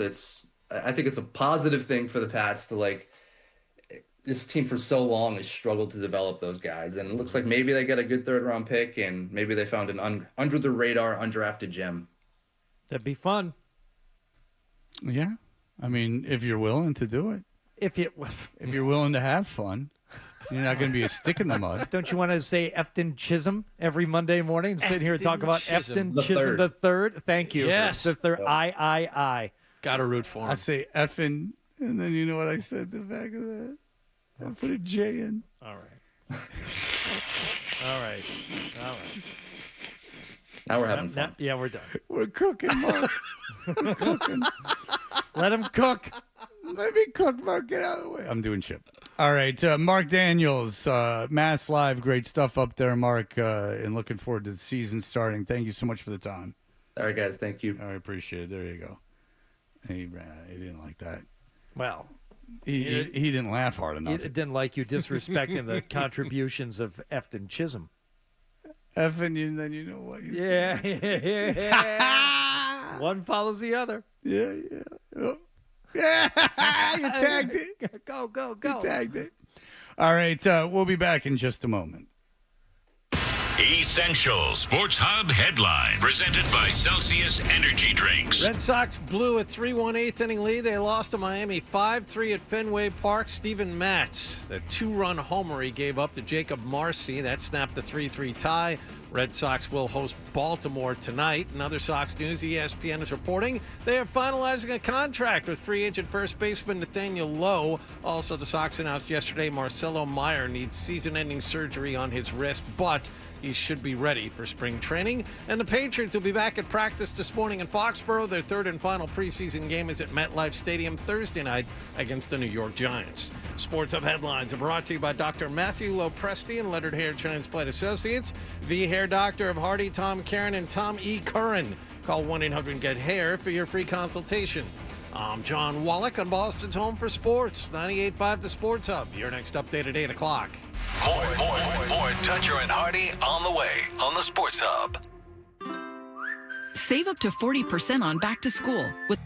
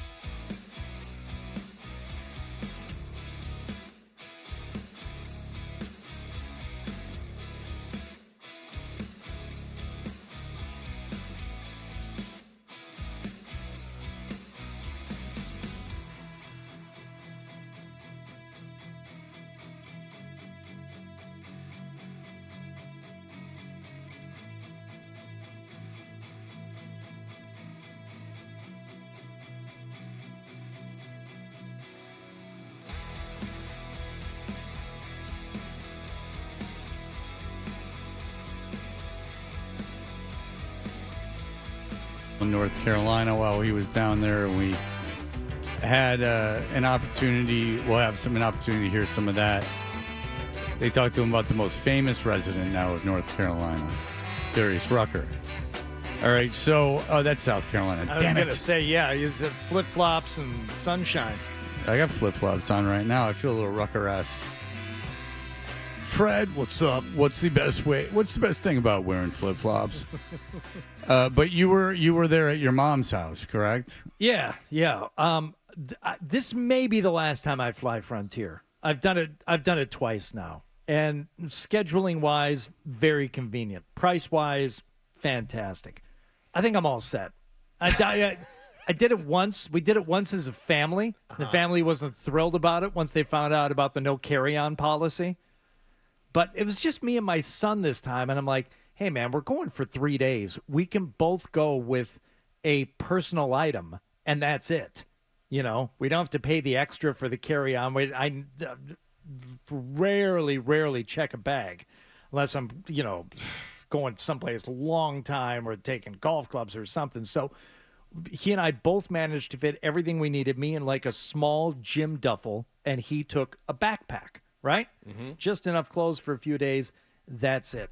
It's just, I think it's traveling with the people who are maybe on an airplane for the very first time that it's the stuff that annoys me. It's the same thing that annoys me about going to like a crowded movie theater. It's like, do you not know how to do it? Do you not understand the boarding process? Everybody crowding around and trying to get on the plane first. I'm like, it doesn't matter. And, they keep telling people over and over again, this is, the boarding group now. So you can't make it up there. And the person sitting next to me on the flight yesterday just talking on the speakerphone out loud, trying to get money sent to her by somebody else. And I couldn't help it because she was spilling over onto my seat anyway. Uh-huh. So, the phone is practically... Oh, she a heavy lady? Yeah. Phone is practically in my lap. She is talking to somebody who she has named on her phone. The contact name is Cash Cow. Huh. So she's talking to Cash Cow about trying to get money sent to her. Oh, but then she's shaming one of her own. and then yelling to somebody like 4 rows up. And I can't even say the name because it sounds made up. Okay. If I were to say the name, you're like, that's not the name she was yelling. It was Felicia. Okay? Okay. Felicia, he's going to send you the money now. I'm like, no, he's not. He's been on the phone with him for 3 minutes. He's not. Cash Cow is not sending the money to you or Felicia. So having like loud conversations on the speakerphone and yelling to people back and forth, I said, I feel like this might be a Frontier situation. Yeah. I don't know that this happens on I don't even know if it happens on Jet. I don't know if it happens on Southwest. Do you think that maybe they were talking about John being the cash cow if she was a heavier woman and someone was giving her money? It could have been. Do you think it's John paying off a debt he owes to an OnlyFans girl or something like that? I don't know. Was it the man? It was a man sitting next to you, right? Was it a woman? No, it was a woman. It was a woman. Oh, yeah, it might have been. No, he's feigning ignorance. Yeah. He's feigning like he's not listening. She was nice, though. She offered me gum prior to takeoff. Yeah, you got to take that from a stranger. She had some juicy fruit that she offered me and my son. Oh, she was telling you your breast stunk. No, she was for the ear popping, and she was having a whole conversation about the ear popping. I had my headphones on, so I didn't hear what was going on. Now, do they have TVs on those planes? Just stop with the TVs. No, there are no TVs. Wait. You had the headphones on and it still did not dissuade her from talking to you. On the Frontier, you can see the metal bars of the seats. It is bare bones. Okay. But again, it was direct flights at the times we wanted, and you can't beat the price. But I can't do it. I can't do it. No, Frontier flies direct to Knoxville. Now it's like one flight or 2 flights a week.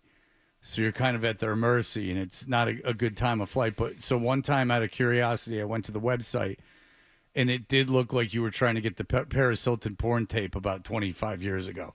Like, just with the amount of stuff that popped up. And then you, like, click on the flight you want, and then just, like, pop-ups everywhere about, like, peanuts.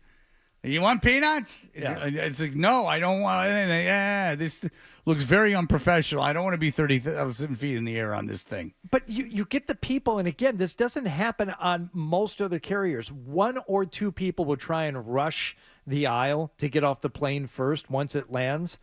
It's like and that's a direct flight too. Like that's not like where people are changing planes. No. Where'd you fly into? Raleigh, Durham. Yeah, there's no way like anyone's flying from Boston to Raleigh, Durham to switch planes. Or I would say more specifically from Raleigh, Durham to Boston. You're not flying Frontier to Paris, and you're not, making a change in the E terminal, for your intercontinental flight. And also, you're not going to be cutting it that close if you're going overseas. Even if you were, it's not like you get in there. You're like, I got a half an hour to make the Paris flight. Right. So the people just bum rushing.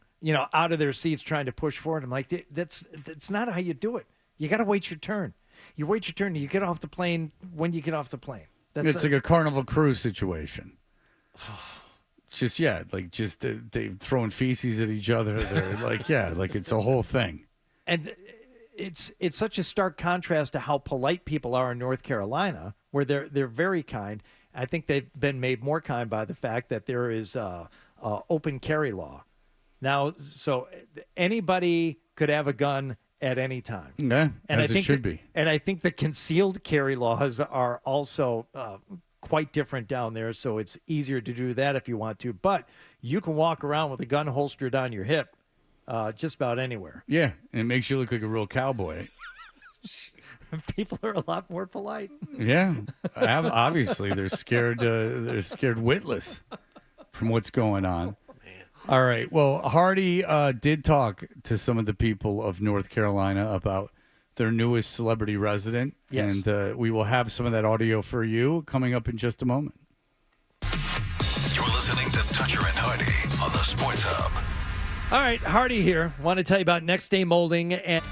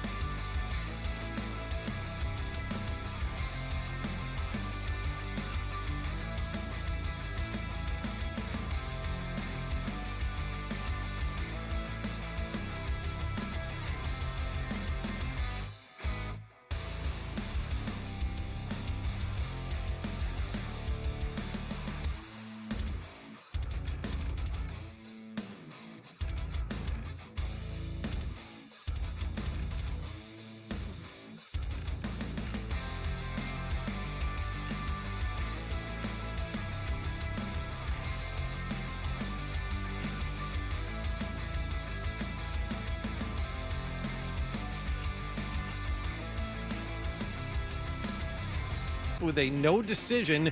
Sox come up short of a 3-game sweep. Dustin May starts at Fenway tonight against Baltimore. Sox also have a new first baseman.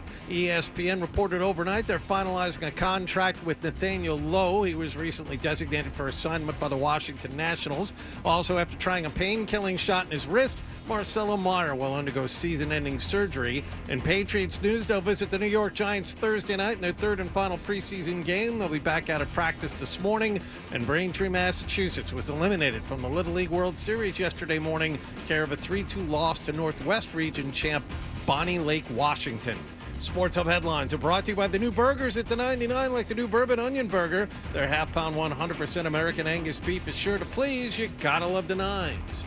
I'm John Wallach on Boston's Home for Sports, 98.5 The Sports Hub. Your next update at 8:30. Come on, let's face it. Your summer barbecue, it's just training camp for tailgate season. And Patriots training camp is where the Sports Hub will be as the team gets ready for a new season with a new coach, Mike Vrabel. Keep it on the Sports Hub, and we'll keep you up to date with all things Patriots. 98.5 The Sports Hub. Toucher and Hardy. Such an fantastic explosion. 98.5. I don't know. No, I know it's a Catholic university, Yeah. but so's BC. Yeah. And BC's in Boston, so I don't know what it would be. But if you're just opening up the marketplace to all the Irish people here, you've got the entire Gemelli clan now that could be clamoring for those tickets. Oh, Nick. Ever since we got estranged, it's nothing but disappointment after disappointment. Why'd you do the DNA test? You want to kill me and humiliate me? It's feast season in the North End, too. I mean, he's going to be busy. Feasted on loneliness.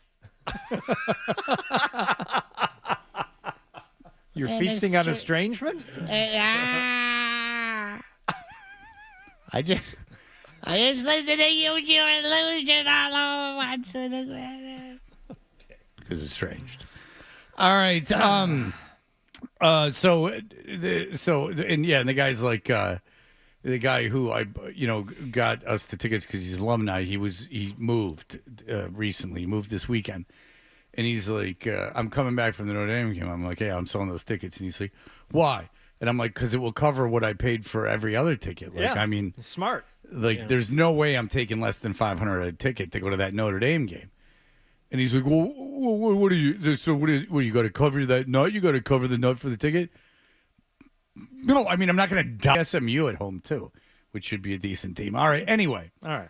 So you were out in North Carolina. Down in North Carolina, and I wanted to see what some people thought about Bill Belichick and now that he's coaching there in Chapel Hill. And I had the good fortune of being home at my mom's house when she had some tree work being done. Ooh. Now, I took care of a little bit of tree work on my own when we first got there. Until they brought to bring in. Yeah, you did. No, there were like just a couple of, and she's like, well, I was going to ask if when Bill and his helper are here tomorrow, they could take down those two small trees. Can you see them there? I'm like, me and the boy will take those down right now. Let's go, boy. What? I'm like, put your shoes on. Let's go. We went out in the backyard, and she said, well, how are you going to do it? And I'm like, I can tell from just looking at the ground and looking at the state of this thing. I mean, this one will just push right over, and that soft Carolina ground. I did it. It uprooted, and it was done. Did you test the dirt first? Did you, pick it up and hold it in your hand? I can tell by just walking on it, okay? It's that. Oh, no wonder you seem so energized today. You were walking on the dirt. Yeah. You changed all your atoms. You grounded yourself. I Way did to not. go. My shoes were on. Oh. Okay. Oh. Not walk around in flip-flops like some half-man, Freddie. No. Hello. I had the shoes on. Now, Thank you. The other one required a power tool. Unbeknownst to me, my mother has a corded chainsaw. Like, what are you doing with a corded chainsaw? What does an 80-year-old woman need with a corded chainsaw? But she had one, so we took that other one down, Halloween. too. Yeah. But the other one required professionals. So while they were there, I took the opportunity. Now, I wanted to talk to Bill because he seems to have a lot of ideas on a lot of things. He immediately said, no, I don't got nothing to say about that, but you can talk with Samuel. So you'll hear Samuel here. Bill will make an appearance briefly. Yeah, Bill can't hold back. He He couldn't hold back. Yeah, he saw that you're a professional. Samuel, big football fan, has a lot of thoughts that didn't make it into this final cut here about race. His team. No. Samuel's very nice. Whether or not things happened in the 40s. Very nice young man. He strikes a real contrast between him and Bill, the owner of the outfit. All right. What is your name? My name's Samuel. Samuel. Oh, nice Carolina guy. Carpetbagger. He is local, but like I said, he's a local, but he's a carpetbagger. Bill will hop in. All right. What is your name? My name's Samuel. Samuel, is it all right if we use this for the radio? Yep. All right. Samuel, you're a resident here in North Carolina? Mm-hmm. And Bill Belichick is now, I guess, at least a part-time resident. What do you think of Bill Belichick so far? As a Steeler fan, I have pretty hard feelings towards Bill Belichick. Let's get to the real question here. How old are you, by the way? 25. 25. You're about the same age as Bill Belichick's girlfriend. So let me ask you something. Would you date a 72-year-old woman? She would have to be very rich. Age doesn't make a big difference to me. Oh, yeah, now that guy. Yeah. That's a North Carolina guy. Yeah, now he's from North You got Carolina. one guy who moved down there from Pittsburgh. And Yeah, you got Bill- a North Carolina guy. Let me get, now that I know it's safe, let me get involved. Bill's listening on the periphery here, but he wanted to chime in a little bit. Yeah. Oh, now we're talking my language. Old top. Now, let's get some of these trees down, Samuel. Kablowie. Let's go stumping. She would have to be very rich. Age doesn't make a big difference to me. I mean, but I myself, I'm 57, and Oh, that's a tough 57. Oh, boy. He's just doing tree work his whole life. Now tell me, are we related? Because age ain't got no number if you're related. Not at all. It's not that type of situation. How dare you? Well, every porn scenario is. I mean, but I myself, I'm 57, and I just broke up with a 36-year-old. Hey. Yeah, let's just say this tree business doesn't exactly shoo him away. And I just broke up with a 36-year-old. At the That's 19 years. 57 to 36 is nothing. 21-19, whatever. It's close. Yeah. Well, listen, you didn't hire him to do math. No. Hired him to knock some S down. At the 19 years. 57 to 36 is nothing. It would be like you 20 years from now dating somebody who was only born 3 years ago. Yeah. That's what Belichick is doing. Yeah, I think that's a little far. Have you seen either one of them around town? I was actually driving through Chapel Hill, and I saw Bill Belichick on the practice field. I was looking around to see if they had his girlfriend was there, but I heard she was barred from the practice field at that point. Do you think that's a wise decision? That's probably a good call. She seems a little crazy. Yes. All right. Well, he's got good sense. Now, before we get to the next call, I have to ask you something. So I have LED lights in my home. They're equal with the ceiling. They're like flat on the ceiling. Recessed. That's called recessed lighting. Thank you. So the recessed lighting, and I pulled one off because I looked on YouTube, and I can't make hide nor hair of. There's like no light bulb in it. Obviously, they're attached by wires to the recessed lighting. So I had to get. I called TaskRabbit, and they had a lot of questions. The guy had a lot of questions, but I powered through. Do you think less of me because I have to have the guy come out and handle that situation? The recessed lighting thing is weird because sometimes they sell them out. They're like full housings. You just replace the whole thing. It's not like just screwing in a bulb. No, that would be what it is. It's like a full housing. Yeah. So that's fine. Okay, thank you. Yeah. And I also have a guy coming out to put up those shelves. That's a problem. That's ridiculous. Unless you want to do it. I do want to do it. I wanted to do it the day I was there, and you said no. Yeah, you had to nap. You're more than welcome to come over and do my shelves. All right. Because I have purchased art. I'm starting to feel like I need to be more moved into this what kind place. of art have you purchased? Why would I even describe it to you, you fool? Yeah, like you would be able to. You can't describe art. Well, do you have sculptures? Give you a feeling. Do you have sculptures that are going on the shelves, or you have hanging wall art that needs to go up in addition to the shelves that need to be mounted? I have if you could, I have a fountain of a cherub peeing. If you could please put it in my backyard. Yeah, cool. No, I can hang the art myself. I did it. Okay. Yeah, I know how to hang a picture. All right. Yeah, no, we'll put them shelves up. I mean, I could have you come over and hang a mirror if you want to. Sure. Find some studs. Yeah, because you got to find a stud for that. No problem. All right. You can do, because I don't feel comfortable hanging the mirror, but I can hang photos I put in the drywall. I don't care. No, that'll be fun. All right. You let me know when you can do it. All right. So listen, this next guy is a friend of my sister's, and she knows him from a place that sells lots of outdoor stuff, stonework and things like that. And she told me, she said, you should talk to Amos. Okay. Amos is somewhat infamous around those parts. Amos can't be from Pittsburgh. Amos needs to be from North Carolina. Amos, I enjoyed talking with Amos. We had a long conversation. Yeah. This is part of it. First of all, is it okay if we use this for the radio? Yes. Yes. And what is your name, please? Amos. Amos. Here in North Carolina, just finding out what people think about Bill Belichick as the head coach. Are you a North Carolina fan? No, I'm not. I'm a Duke fan, in which I don't care. They're bringing a loser to another losing company. I don't care. you don't care one way or... Who's in the background? Is that Barney Fife just laughing? There are people just hanging around Amos. I don't know that Amos technically works there.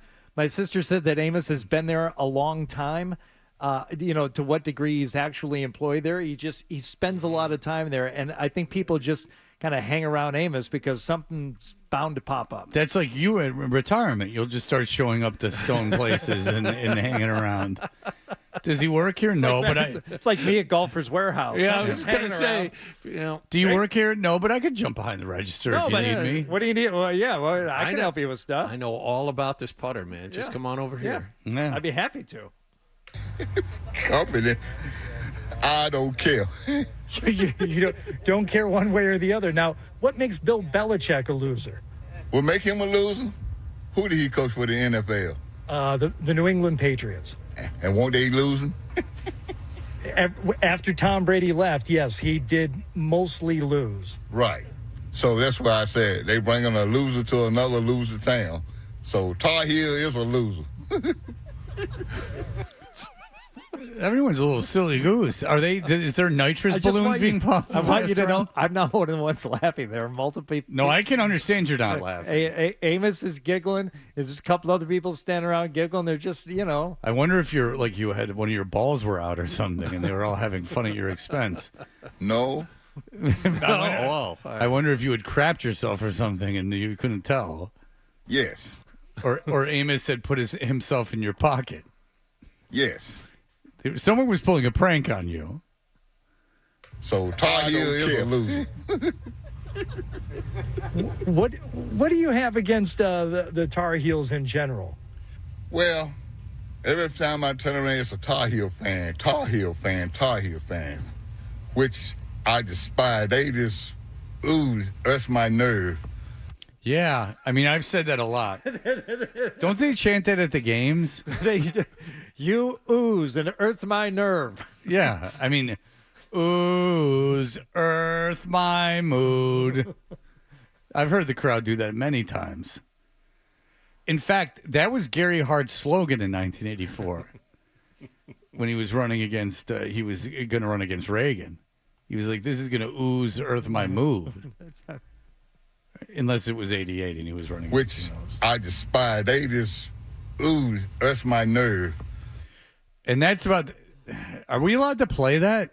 Because that sounds like a real bad insult. I mean, they're going to earth his mood. Or it's his nerve. Okay, that's what you say, but I don't know if you know any better than I do. Yes.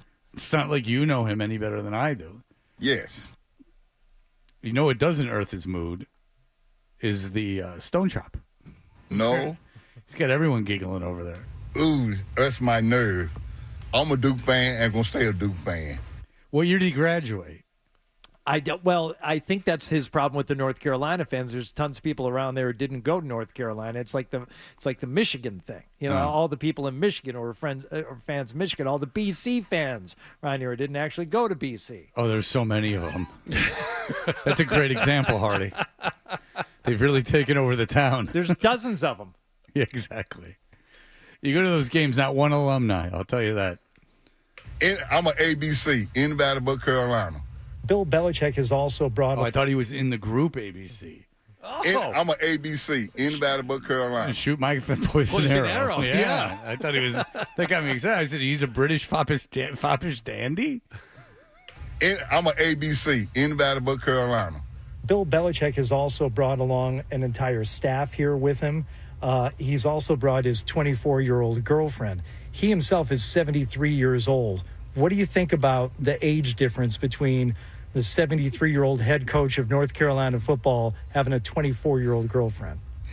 Well, in my opinion, what they called that back in the days? Statutory? Yeah. I don't know. Were there different rules? Illegal? I don't know. Gross? Any. Well, Bill must be really handsome. No. He's gross. He's always been gross. No. Well, in my opinion, what they called that back in the days? Paying for sex. Correct. What they called that back in the days? May, December? I don't know. What do they call it? Child molester. We got a kick out of that one. He could barely contain himself the entire time. The new Amos. Here goes Amos. I don't even know if that's a back in the day thing. I think that's still current.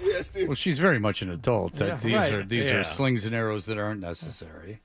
I don't even know if that's a back in the day thing. I think that's still current. Amos, I do believe it's a consensual relationship. But just as a 73-year-old man, would you see yourself many, many years from now dating a 24-year-old? I can't see it. That's the kind that will give you a heart attack. I'll stick to my age. Age appropriate? Age appropriate. I'll stick to that. Okay. Finally, Bill Belichick is now the highest state employee in North Carolina, making $10 million a year. I think he should make $10,000 a year. $10,000 a year? A year. What should they do with the other? Who is laughing in the background? Didn't you want to hit them the entire time? No, a lot of it is Amos himself. Yeah, well, Amos is talking and laughing. I mean, there's people in the background. They're very much Dom DeLuise-like. Just laughing in the background. Amos is fascinated, but he's talking into a phone. I think he should make $10,000 a year. This phone doesn't have a cord. It's very exciting for him. I think he should make $10,000 a year. $10,000 a year? A year. What should they do with the other $9,990,000? Let's put it toward the school, but not North Carolina. Duke University or NC State. I don't think Duke needs the money either. Yes. All right, Amos. Jesus. He's out of breath, Amos. After a Well, while. he did have a warm melon right around lap area. He's a very happy guy. Yeah, he had. Thank you, Bill. Sounds like someone was tickling him. Did you have a feather? Is that how you seduced him into this interview? Tickle me, Amos. Tickle my anus? All right, Amos, thank you for the time. I appreciate it. You're welcome, sir. All right, there we go. He had a great ability to go, while he was still talking. I don't care. All right. Very good. Very good. You should have asked him about Fleece Johnson. No. Now I'm being fed more Fleece Johnson stuff. Yeah. I do not like it. Yeah, once you're in that, it becomes like maybe I shouldn't be watching this because he's a bad guy. That's what it becomes. Yes, yes. All right, we'll be back in just a moment. Diana Rossini interviewed Vrabel. She interviewed Kevin O'Connell. Kevin O'Connell. Connell? She interviewed in their kind of odd interviews. We will get into those in just a moment. You're listening.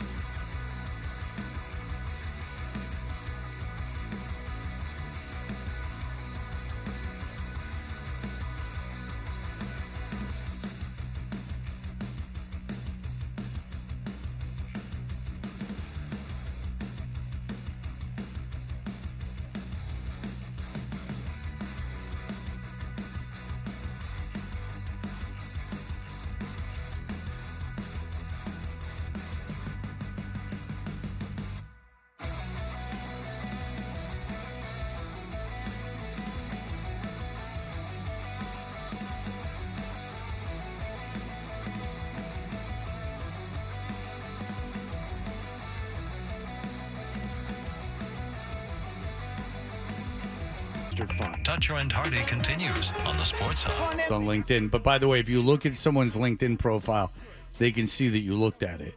That's just a warning. If you look at a female's that you're like that you've met, and you look at it, then they know that you're creeping, and just admit it at that point, and just admit it, because they can Google you and there's much more information than a LinkedIn. It's only fair play. There's 4, so it's the top 20. It's based on exclusive tracking data, alumni job placement, promotions into senior roles, internships during school, and entrepreneurial outcomes. These programs often land jobs faster, build stronger networks, and rise into leadership earlier. Okay, there are 4 Massachusetts schools, so we can start with that. But would you care to guess what the Massachusetts school are? It's surprising, in where they rank in the top 20. What I'm sorry. What's the category again? Oh, boy. I'm missing this. For some reason, I'm not hearing you correctly today. Well, he got sucked in the LinkedIn rabbit hole. Was thinking about the Googling versus LinkedIn. Right. And all the women who could see that I'm creeping on. How many big ass portfolios are there up there in resumes? Jonathan, this is LinkedIn's top colleges for long-term success. Okay. All right. Would you care? And it gets interesting. UMass Amherst? Nope. Boston College? Nope. BU? Nope. Northeastern? Nope. Bridgewater State. Bridgewater State.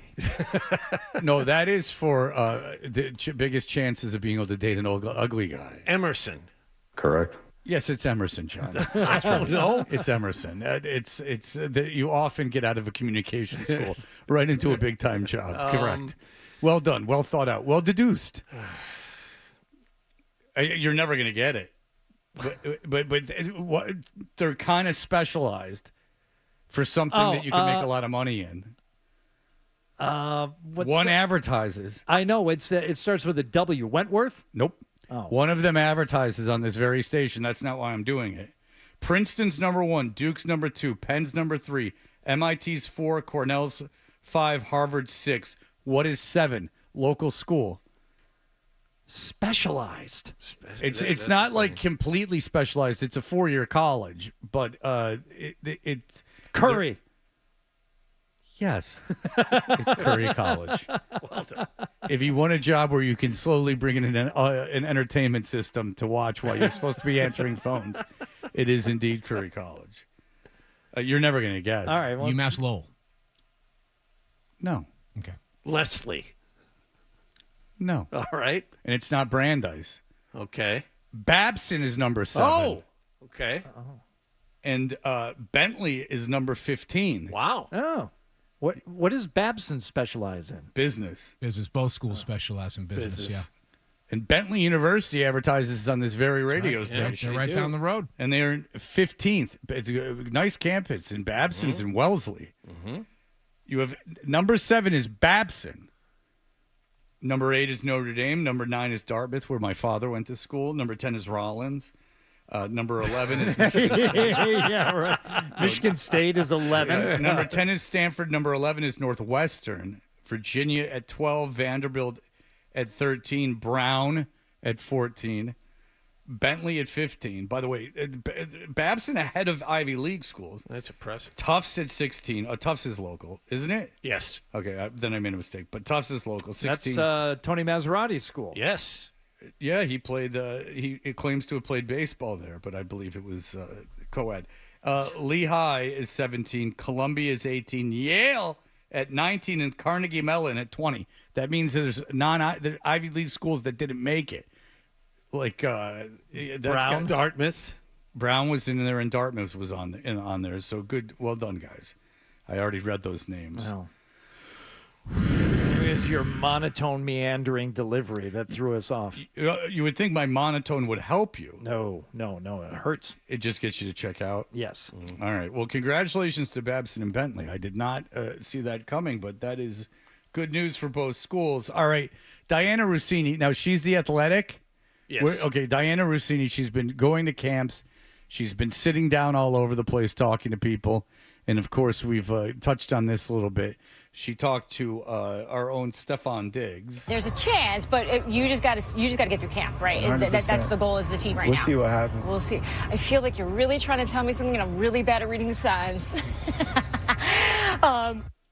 Okay, and that happened. And then she talked to Kevin O'Connell, of course, the coach of the Minnesota Vikings. Season 2, Scoop City, we're starting off here. We appreciate that you came on season 1 when we were just this little baby that nobody was listening and watching. As opposed to now, which is an empire. But it's taken over. Everybody's talking about, what's the name of it again? Scoop City, because Michael J. Fox, of course, when he had to leave the show, they brought in Charlie Sheen and it only got stronger. Season 2, Scoop City, we're starting off here. We appreciate that you came on season 1 when we were just this little baby that nobody was listening and watching. Instead of the Goliath behemoth that's getting presidents elected. I mean, this is the source for public information. And now every single Minnesota Vikings blog listens to every episode. I'm sure they do. And they love me. Thanks for coming out and spending some time with us. Well, I can see why it's number one. Oh, boy. And you had all the blogs listening to you? Wow. Don't take that Congratulations. lightly, Diana. That is worth its weight in gold. All 3 of them? They all listen to you? But with that comes a lot of responsibility, and I just hope you know that, like, when you take strong stances like you do, you know, people are going to hold you to them. Great scoops comes great responsibility. Scoop Gonzalez? That's right. Scoops Gonzalez. All right. And then she talked to Mike Vrabel. Is there something outside football that drives Mike Vrabel nuts? Yes. People, when they leave their carts in the middle of the parking lot and they don't take them back to the cart return. That's a good one. And then the people at Starbucks that park in the handicap spot and go in there and try to get their order from the mobile order. Yeah, because whenever it's anywhere else, I'm like, good. Take that spot away. But Starbucks, that's where the handicapped people need it. You know, if it's at, I don't know, like Sears, I'm like, let them walk. But Starbucks is where I really want it. You can tell Vrabel gets a lot when he's not trying to get into country clubs for free. Who aren't handicapped? By no means handicapped. No, I look in the dash. And being turned down. Look. That like to Hardy, that was the whoa moment of the show. Well, you've heard that too? Just from you. Oh, okay. Who aren't handicapped? By no means handicapped. No, I look in the dash, I look, and then I wait. And then I I wait to see what's doing when they come out. Yeah. What's wrong with you? Yeah. Huh? Seem okay to me. It's your problem. Yeah, give me some documentation over here. I approach them. Wait, so and I say things like, why did you park here? And one person would be like, oh, I'm with DoorDash. I'm like, I don't care. That's unacceptable. And then there's the mom that's going to yoga, and she's rushing because she's late. And I'm like, this is ridiculous. if there was a way you could actually punish them, what would you do? I wish I had a boot. That's a great idea. I would boot their car, just like a mobile boot, and said, I parked in a handicap spot, and I'm not handicapped. Well, first of all, he's stealing my ex-intern's idea with his cart narc bit. But second of all, do you believe he's ever approached anyone that he saw and then No. waited by the car? No, I do not. Do you think he's gone to handicap spots and looked to see if there was a handicap sticker in there and waited around the car? No. No. I'm going to guess that was all a lie. Way to go, Rossini. You didn't even call him out on his lie. But when she's the one, now when she's usually the hunter, what happens when she's being the hunted? And that is what happened when she was on Zolak and Bertrand, Diana Rossini. Oh, boy. What was the name of her thing again that everyone likes? Scoop City. Scoop City. Gonzalez. Scoop City. Scoop something. Which has got a cool name. Scoop City. Yeah. I mean, they're having fun. I mean, who can blame her? It's just sports. All right. And so she sits down now. She's used to being in control and eliciting the awkward silences. Now let's see when the tables Goose, they be gander. turned. Let's see. I was just with Bo Nix in Denver. You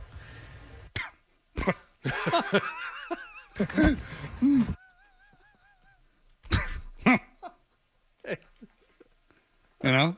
And she sits back and lights a cigarette. Next. I was just with Bo Nix in Denver.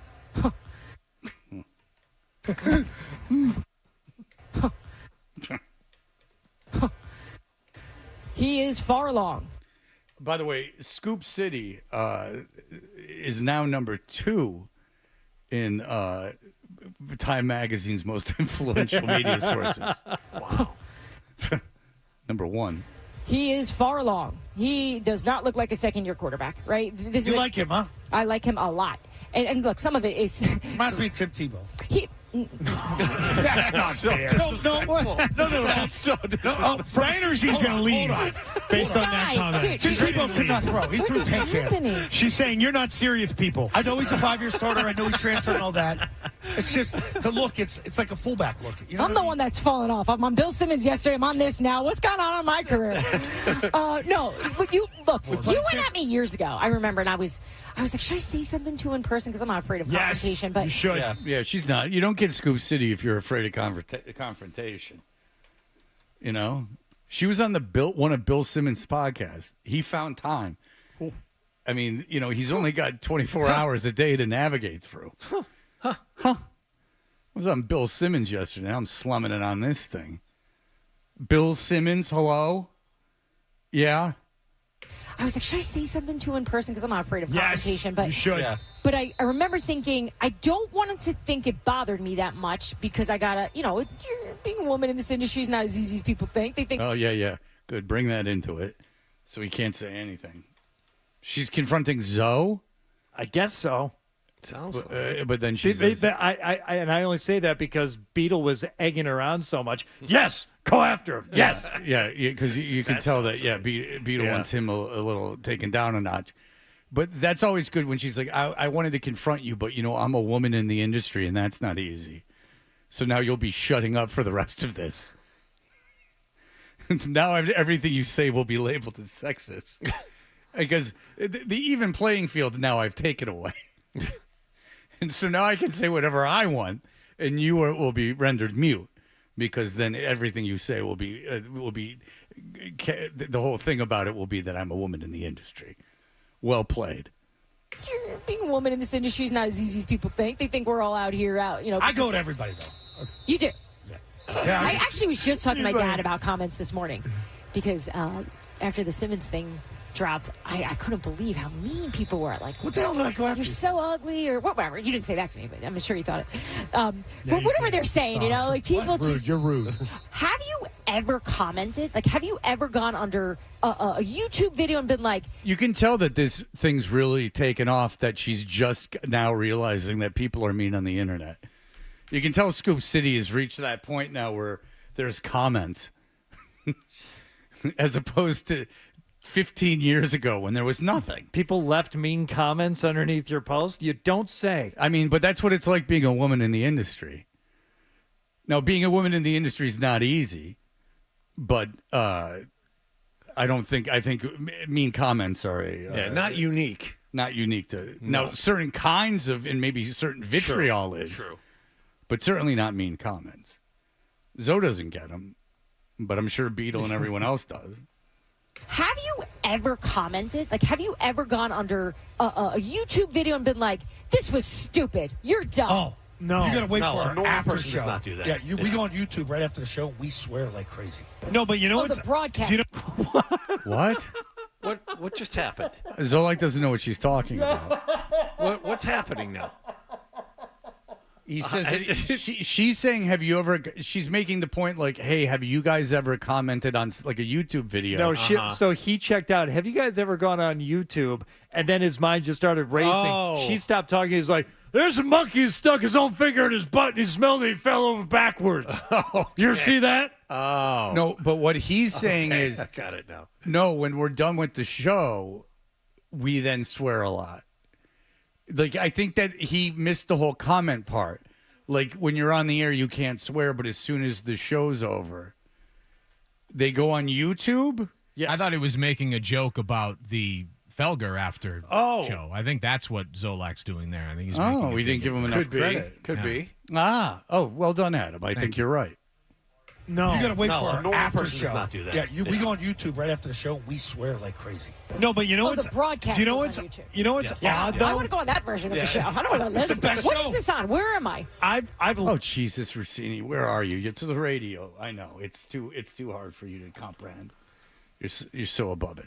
No, but you know what's the broadcast. Do you know goes what's on YouTube. you know what's odd though? I want to go on that version of the show. I don't want to listen. best What show. is this on? Where am I? I've learned 98.5 Sports. I just know Stacy watches it because he texts me. NBC Sports Blog. Because you guys always get me saying something I shouldn't. Yeah. Well, she's a real powerhouse in the industry with her Scoop City. Someone is not feeling overly good about themselves, and I can tell you that. That seems like a lot of I need to validate myself. Not a fan. All right, we'll be back in just a moment, and basically because she's a woman. I mean, that's really it. We'll be back in just a moment. Here are the headlines. Essential Sports Hub headline presented by Celsius Energy.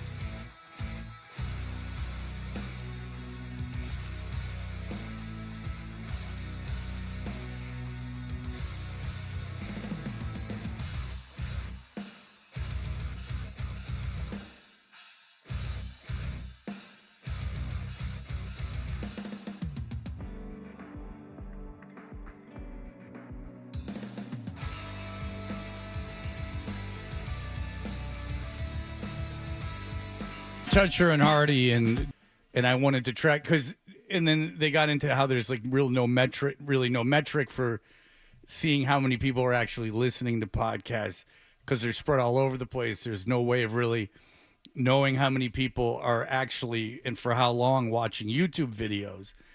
And that they've been looking for some metric to do that. And Simmons doesn't believe the YouTube views. He says dating back long before podcasting became big on YouTube. Big content creators on the platform have been accused of buying subscribers.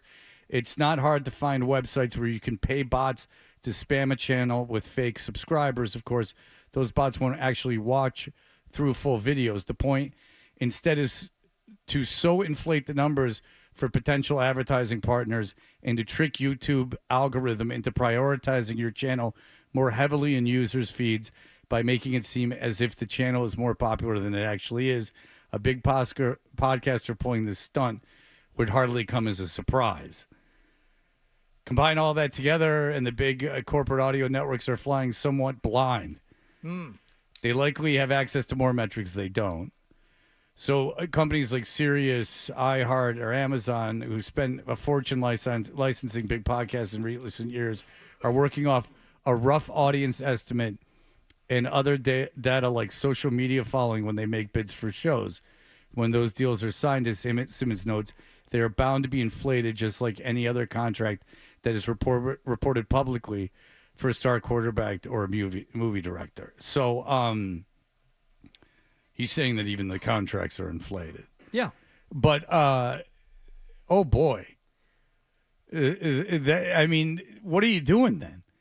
So there's no way to know if the views are real. There's no way to know if subscribers are real. You can just buy it all.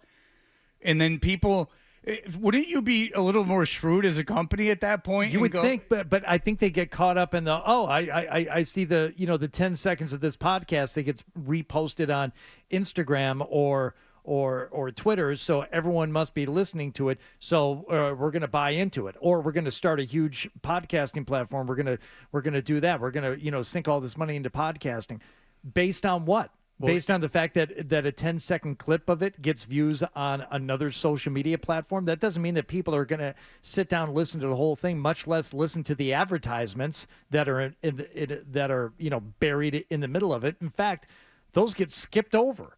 So my thing is this, is that you're paying for something and then moving it to another platform where they can't be bought or tracked at all.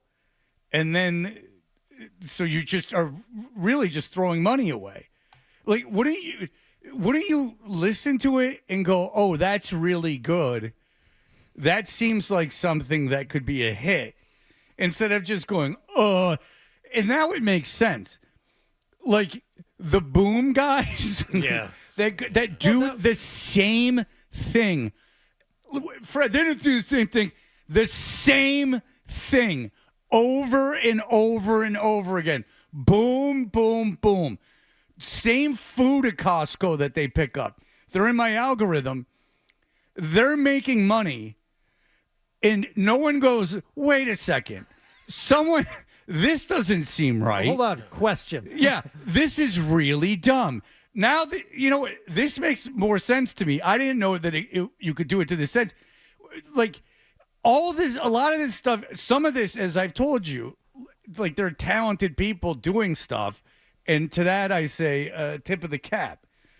You've done a good thing and you deserve your money. Like, call her daddy. That Alex woman is obviously talented, built an audience organically, has gone out and become a major celebrity. All the credit in the world to her. But that makes a lot of sense. That makes a lot of sense, that interviewing a quantum physicist for 2.5 hours and going,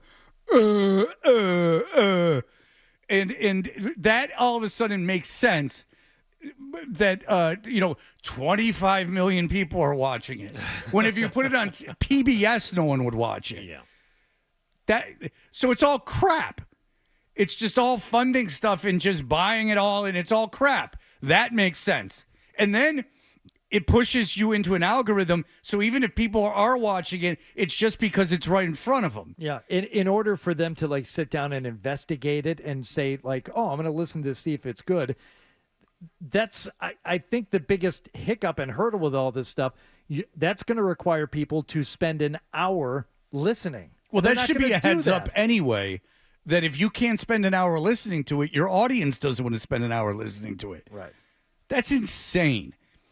So if I buy 500,000 followers for whatever, if I had a Fred Toucher YouTube channel, that automatically gets me in your algorithm. So I pick up another 500,000 just out of laziness, and it doesn't matter what the hell I do. I sit there with my balls in my hand, which that's good content.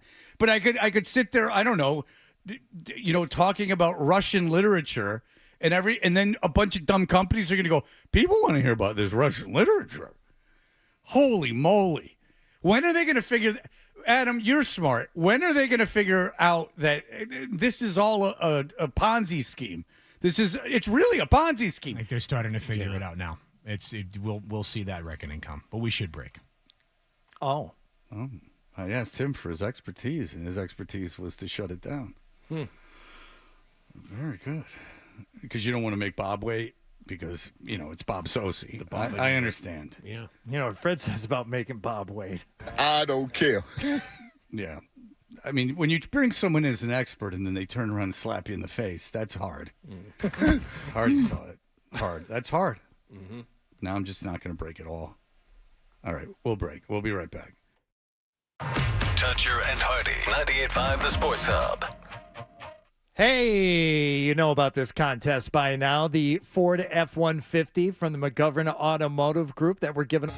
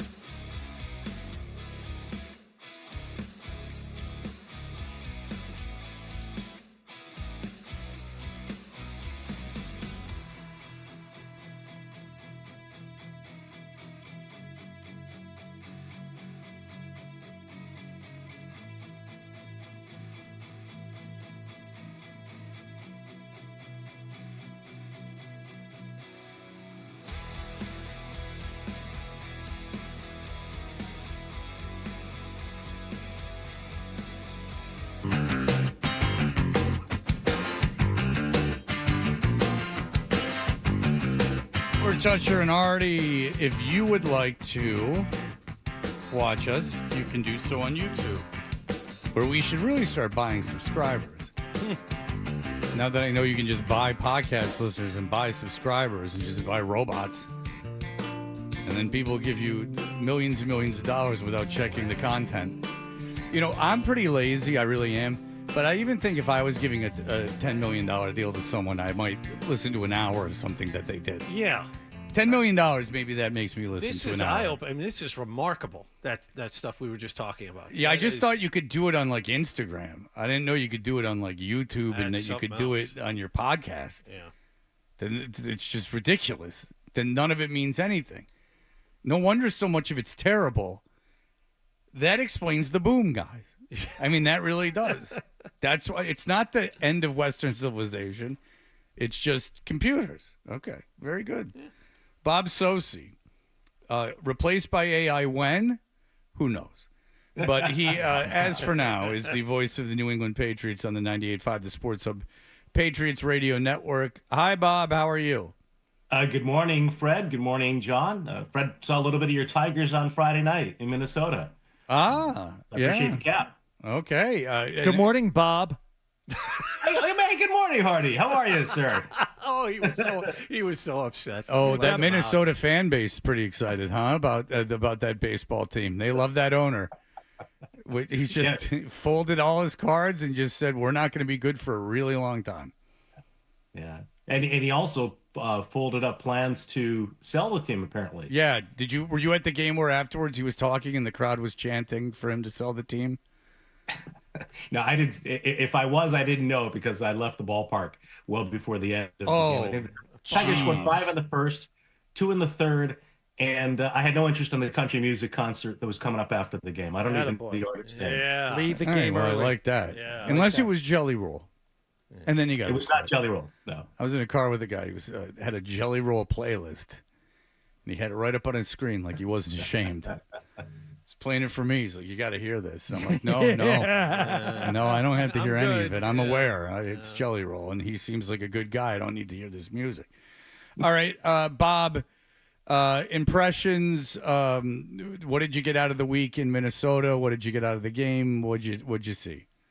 Yeah, I think overall still a good week for the Patriots. I know a lot of the reaction immediately after practice on Thursday was more on the negative side because of the problems the defense had, especially, and the inconsistency for the offense was really there for 2 days. But in talking to Mike Vrabel on Friday during our production meeting with the TV crew and then doing our pregame interview and then watching the game on Saturday, there still are a lot of issues to sort out. But I think they feel like on offense, a lot of the things that happened in the joint practices are correctable, that there weren't mistakes being made by several guys on a single play, that maybe when there was a breakdown, missed assignment, or some kind of a technique error, it was really one guy and that's fixable. I think defensively, though, the performance on Thursday was of greater concern. I don't know how much you can really take away from either unit in the game on Saturday, just given who they were playing against.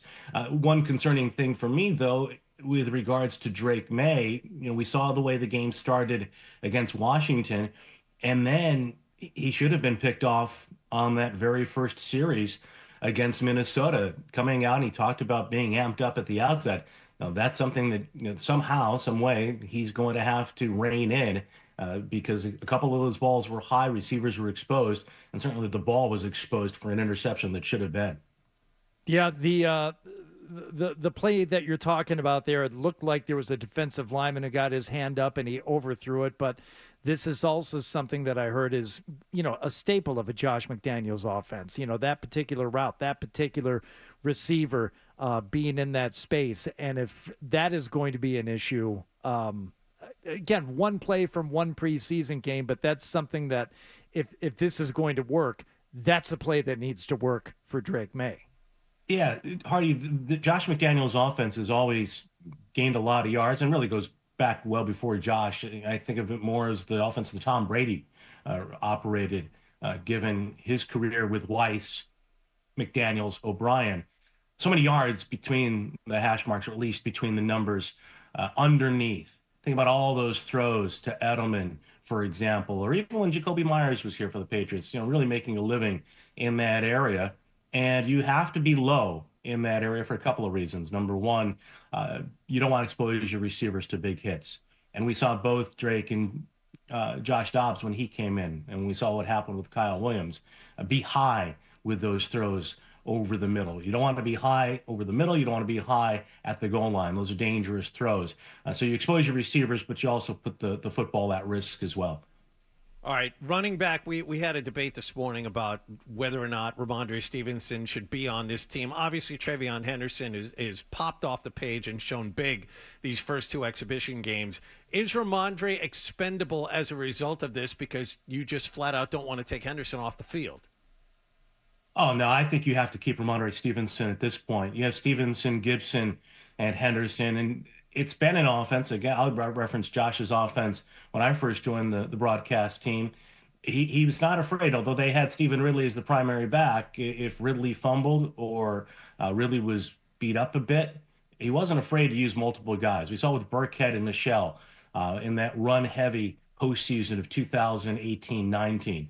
And I think Ramondre Stevenson, the way that Mike Vrabel and his staff have handled him, suggests that they have him in their plans for this year. He's got to correct the fumbling issues as well. I don't think there's going to be a real bell cow back, and I don't think you want to expose Henderson to every down play, especially if you're going to use him on kickoff returns. He's such an effective player in the passing game. Obviously, he's been so impressive every time he's had the ball in his hands thus far in training camp. But I wouldn't want to expose him to the risk of being overworked, given the punishment that position absorbs. And I think what we're going to see is McDowell use all three guys, and then really Gibson and Henderson extensively in the passing game. Yeah, you don't want to overexpose him, but if he's your best running back, you also don't want to have him out all the time. And, No. and I mean, do you look at like how big a gap? Like if Travion Henderson looks really good, and he was really good at Ohio State, he was a top pick in the second round as a running back, which means they think he's going to be a star. In your opinion, like where is Ramondre Stevenson? Like, is he a mid-tier back? Is he an above-average back? Is he a good back? Certainly not a great back. I mean, what would you not give Henderson 200 carries? Like, where would you limit it? Because you got a running back under a rookie deal for him for 4 years. After 4 years, I don't want him anymore. I mean, let him be someone else's problem. See, with running back, I don't care how many times they carry the ball. They're not to be around for 12, 15 years. So, I mean, where is Stevenson ranked, do you think, if you had to put him in like some kind of category of running back? Average, good, great, like where you got him? I think he's an above-average back, especially if he holds on to the ball. I mean, I think you go back to the season he had, I want to say in 22, where he led the team in receptions and also had a 1,000-yard season on the ground. Now, you have to also take into account the financial situation, his contract situation. They signed him up before last year, so there is that commitment to him. I think with Henderson at this point, we've seen him primarily run, throw the ball to him a lot. Trying to isolate him on linebackers and safeties in the passing game. Very effective. A lot of those wheel routes down the sidelines. We've seen him run to the edges. There was a very explosive play, I thought, in the first preseason game down the left sideline. The touchdown run, of course, he could take on contact and he's strong. But I would think that you want to keep him on the perimeter for the most part and pick and choose your times you're going to give him the ball between the tackles. I still think there's a place for Stevenson in this offense, running between the tackles primarily. But I don't think that at this point, and I get what you're saying, Fred. I think at this point, you look at that position, you still have to have multiple backs that you can rely on over the course of the season. I don't think they are going to be a predominantly running team this year, even with Drake May. I think that, for them to be successful, especially with the young offensive line, at least at the outset of the season, they're going to have to run the ball effectively. Right. And if I have a running back who I think is really, really good and the best by far, I want him to carry the ball over 200 times. I just do. You guess how many times Derrick Henry? This is just because I thought it was interesting. How many times Derrick Henry ran the ball last year? 250. Would you have it? Do you have a guess, Bob? Last year, not including the playoffs. I don't, and I should, but I don't. You don't have a guess? God, I'd say around 200. I'm going to guess around 200 times. 325 times he carried the football last year, and then 42 times in the playoffs. Oh. So he carried the ball about 400 times last year. Oh my God! Derrick Henry, not a Holy young man crap. either. He's 31 years old, and he just got a new contract. He's a freak. There aren't many. There's like I two didn't like say, him. Yeah. but all I'm saying is that, and I don't care if they keep Stevenson or not. All I'm saying is that if you have like a guy who you believe is going to be a big star at the running back position, I'm not protecting him. It's of no interest to me how long his career is. It sounds cold, but it's true. No, at that position, if you can help me win games, take the ball. And I don't Bob's care. been around a long time calling NFL games. Bob, most running backs are done by the time they're 27 or 28 with big usage, correct? Yeah, there are a few exceptions. You get to that late 20 mark after your first contract. I think especially the way the position is viewed today, you don't see too many guys play well into the second contract, and I mean play well, be effective, generally speaking, into the second contract if they get that. I mean, there are certainly exceptions to that, and there have been traditionally. But I'll be honest with you, I hadn't given it a lot of thought until John posed the question. But I do think still that Stevenson fits into their plans, and I think that with Henderson too, you still want him to be an effective back at the end of the season, because I think he's going to be a really big part of what they do offensively. And I think even more important than that, when we're talking about his value of the rookie window, I want him to be a really effective back in year 2 and in year 3, when this team should be poised to really be a serious contender for a run in the playoffs. All right, and so this Giants game coming up, are you? Lots of star power. The star power. How do you prepare for a game like that, Bobby? Well, you prepare. You try to, and it's going to sound cliche. You try to prepare the same way you do for every other game. And I was thinking about it today. I have too much respect for the audience, the players, but even also for my own pride standpoint. Bless you, I made John. mistakes on Saturday. Phil Perry and I called the game on Saturday, and Phil did a very good job of covering up a lot of the mistakes that I made. So I want to be better on Thursday and be better than that on day 1, September 7th, when the Patriots play the Raiders.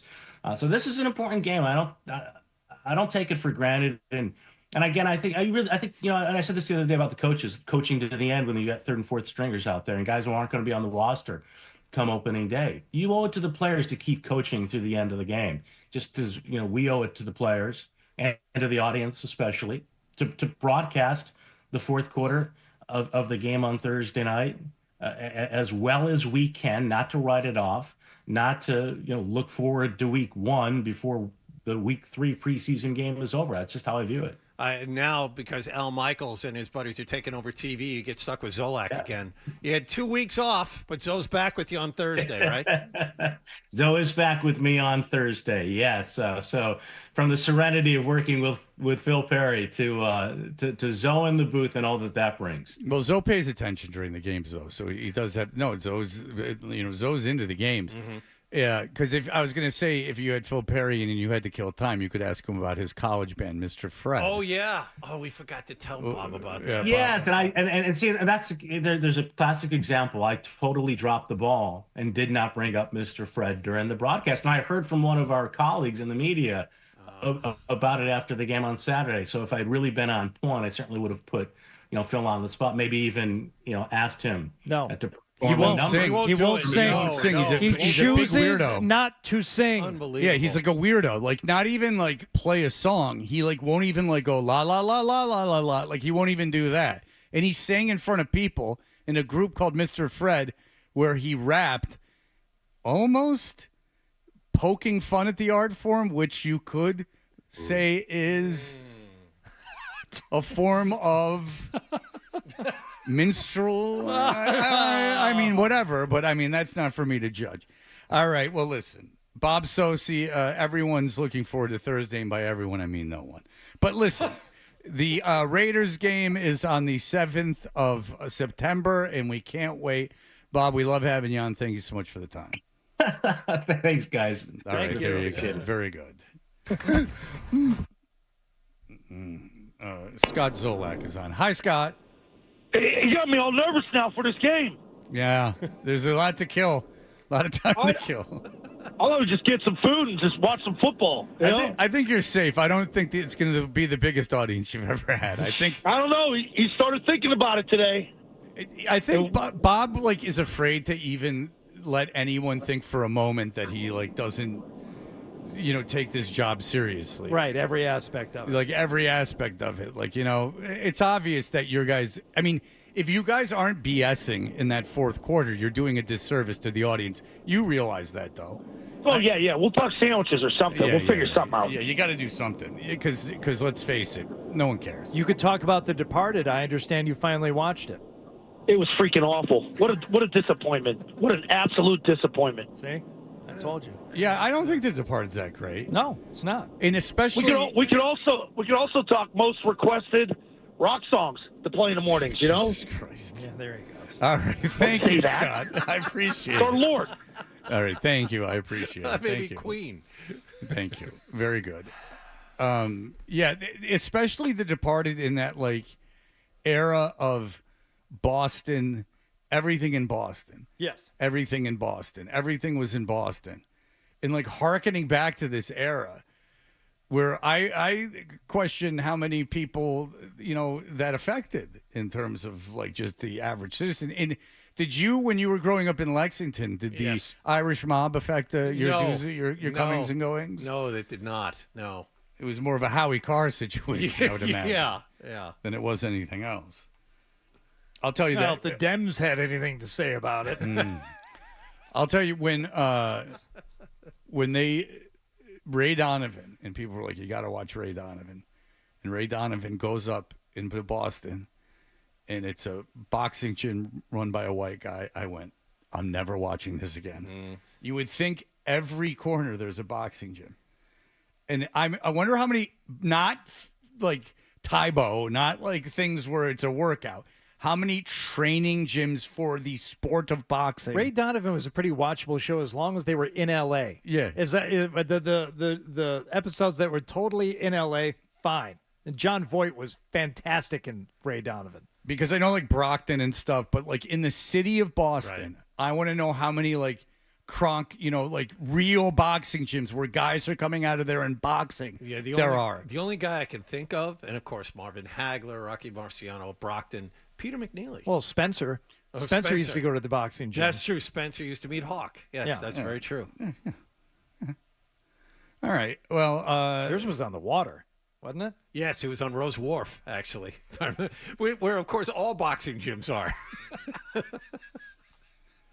The real estate is worthless. So you might as well have a boxing gym there. That's what I'm saying. It's where in Boston? It's you don't. It's such a limited amount of space. Where are you gonna go throw a boxing gym in?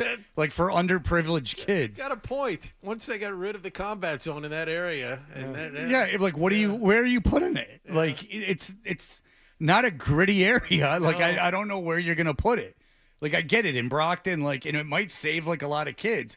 I donate money to a boxing gym in Brockton, but I don't think you're churning out heavyweight champs out of the Southie anymore.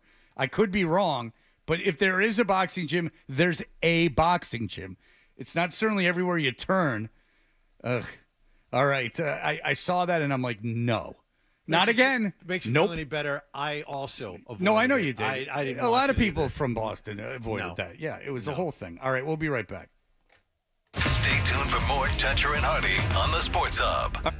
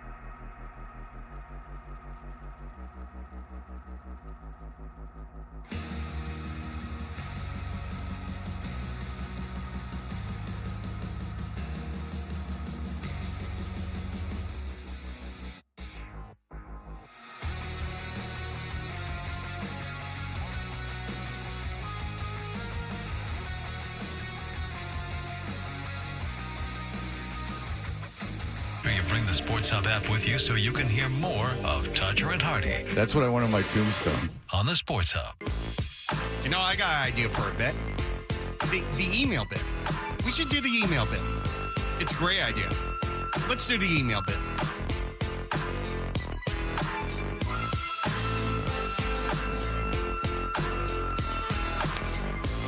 We're Toucher and Hardy. You can email us if you go to 985thesportshub.com. Find our email addresses and send them in. We read them on the air. And especially if you are Blind Scott, and then you just send in millions and millions and millions. If you want to follow us on socials, at Toucher and Hardy on Instagram and on X or Twitter or whatever the hell. The Instagram posts, we're going to start buying, as I've just found out from Bill Simmons saying you could do this. He doesn't do it. He's saying that you could do this. You can buy followers. So if you would like to buy us some followers, especially at Fred Touch, where we're building an empire. I mean, I'm at 25,000. I mean, if I could buy 25,000 more, and then companies would have me advertise for them, thinking that I had a bigger audience than I do. Yeah. That's on the company. You just cracked the code. I wouldn't. That's it. I wouldn't even feel bad taking the money. I'd just be like, you don't research this at all. You guys are stupid. Like, Give me your money. Like you just assume that this is all real. Okay, great, fantastic. Like, oh hey, guys that say boom, and you've done it now for like 2 years, over and over and over again. I mean, something's clicking with Ma and Pa America. Like, let's just hand you money. Let's just hand you money. Blind Scott did email about this. He said, the purpose of the experience of radio is to have the live person with you when you sit and listen to it by yourself. You can't do that with a podcast, so I don't listen to podcasts. I would rather listen to Matt McCarthy for 30 hours a week. 30 hours? That's how much pain that them socks put me through yesterday. I listen to radio 30 Blind hours. Scott, more like 3 blind umps. Blind Scott, challenging the time-space continuum. He says, I listen to radio 30 hours a day. And the reason why I do that is because I want to feel like these people are my best friends, and they're in the same room as me. And then I have puppets that I use, and I pretend like they're people. You know who's the puppet? Is dang GM of the Red Sox. He's a puppet for John Henry. Craig Breslow. Also from Blind Scott. Or like, hey, Craig, how low can you go? When you were talking about the Dedham card show earlier. Yeah. There are a lot of drug addicts at those card shows. Oh, that's good. Though drug dealers launder money through this stuff, dude, you should have your son go into radio. You and him can do a show. Oh, I could be like the Bennington show. And at a certain point in my career, I could do it with... It'd be more likely my daughter would be the one who I think would want to do it, and probably would be better at it. The last time you asked her to speak on the radio, she shrieked and said no. She's also 15. I think that as she got older, I mean, I don't think a lot of 15-year-old girls are, wanting to go on their dad's radio show. She wanted to be here, and but she wanted. This is what she wanted to do, but she did not want to be on the show. You could tell she wanted to be here by her use of the phone. The entire time she was here. I didn't pick up on that, but you know your daughter. She expressed that she wanted to be here, that was her plan for those 2 weeks, was that twice a week she was going to come in. Mm-hmm. She even slept in my house last night. She's like, should I come in tomorrow? And I'm like, if you want to. And then she's like, I don't want to. But she even raised it like, I want to. Because we saw Nobody 2 yesterday. Oh, how'd that go? How was it? It's 80 minutes long. The violence is funny. I like it already. Yeah, 80 Love minutes. the first one. You're in, It's you're not out. as good as the You're first. done. Oh, okay. 80 minutes, perfect. There's no real, like, he's just a badass. Yeah. Like, there's he wasn't a badass and now he's a badass. He's just kind of a badass in the whole thing. Yeah, because that's been established. So now he's a badass on vacation. Is that the premise? That's entirely the premise. There's no way I could spoil that movie for you. I could give you the whole plot. There's no but there is something very similar to those Robert Parker books that you like. Yeah. Much like what was the detective in those? Spencer. And who was his confidant? Hawk. The RZA. from Wu-Tang Clan is his brother. Oh. I didn't recall that from the first one, but and he comes in and helps out. Okay. Yeah, I could give you the plot of the movie, and you would go, okay, and then you would go see the movie. It's not like there's twists and turns on it, like He just goes from place to place on vacation, beating people up. yes, Okay. like Tom Hanks's kid is a bad guy. Yeah, all the bad guys die. I mean, Come on. I'm not giving you anything that you don't know. Good for Bob Odenkirk getting paid. Been a fan of his for a long time. And Yeah, I good hope he for keeps him at making- his age and like his stature being an action hero. I Yeah. mean, that just speaks of his versatility. Sam emailed me. He said, Hardy, over the last 6 years, my wife and I have overhauled the entirety of our modest 1-acre property. After renovating the house, we focused on the outside spaces. We built multiple gardens, an 80 square foot playhouse from scratch, a small trail system, 12, in the backwoods, which don't like doubles that. as a mini ski hill in the winter. Adam put his thumbs up, which is so funny because I they love just all of this. well, they got rid of whatever naturally was there to put in an artificial trail for private use. You know what? If you're using the trails, and if you really get in touch with your surroundings, Fred, animals have little trails that they use Yes. too. And if you're only expanding on those and you leave no trace, then I think you're fine. You got it. It's the butterfly effect. No, Adam, you're backpedaling because what you did is you suggested rich people buy the land and then tear down all the woods and everything to make their own private trails. Did I miss understand the what you're saying. beginning of this? All I heard was this guy he put some cool hiking trails in the property that he owns in the backyard. Yeah, He's and it doing doubles- for himself. Yes. Yeah, he bought the property, he knocked everything down and built a bunch of stuff. Yeah. No. So Adam's what Adam thinks Incorrect you should do. assessment of the email. Okay, it sounds to me like he lit off a bunch of dynamite and just blew everything up, and then just so he could create a wonderland that only he could use. Well, 12 won't like this. My next project is to create a chipping course around the yard. Now, this would be fun. That would require a lot of water, a lot of artificial fertilization, Yes. chemicals. Yes. Yeah. Herbicides. Yeah. A ton of bad stuff. Chip that plant into How the garbage. much room is he working with now? He's got an acre. Okay. Adam's scenario. Yeah. It's dead of winter. Yeah. Real Field 10. Love it. There is a car idling. That I live in. No, go on. The car is idling. Yes. No. You live in public housing. Yes. So don't try to make it worse. So now there was a period you lived in a car, but and there will be again. Yes. As soon as I say something to get fired, this whole thing blows up. No, I'm just kidding. So you're there. There's a car idling, and you notice it as you walk into a store. You come back out of the store, car's still idling. Do you how do you handle that? Do you just shake your head and walk away, or do you wait for the person to confront them? Because there's nothing you hate more than idling I don't motorized like that. equipment. It is illegal, by the way. There's laws Did you against call that. the police? No. It depends on the car. The same very people you want defunded. It depends on the car. If it's an older model car and it's in bad shape, that tells me the person probably has a hard time starting it. They're maybe on hard times, they get a pass. If it's one of maybe those you're related. Yeah. comically large trucks like Hardy drives, then no, that guy's probably being an a-hole, lazy. You don't like what Hardy drives. I like making fun of it because it's enormous. Yeah. It's a very big truck. He doesn't need it. No. He doesn't need all that room. No, I like it. Yeah. Yeah. Which I respect. The fact that he cops to that. Because any other guy that I bust balls on having a truck like this, like, well, no, you don't. What Well, about actually, no, you don't. You don't do anything that a truck that size would require. What about a doing. cool Tesla truck? What do you say on those? like one of those cool cyber trucks. Yeah. You know, that looks like a Everyone needs one of 5-year-old those, created yeah. it, and the 5-year-old would love to drive it around. Yes. You know the Those are theory great. I've heard on that I actually believe in. Tell me this is out of the realm of possibility, knowing what you know about Elon Musk. Go. Is that Elon Musk, who just from government contracts and doesn't have to pay taxes, I've read. Yeah. I read he legit doesn't have to pay. Microsoft paid like $1.8 billion or $11.8 billion in taxes. He does not have to pay taxes. So he can do whatever he wants. We agree.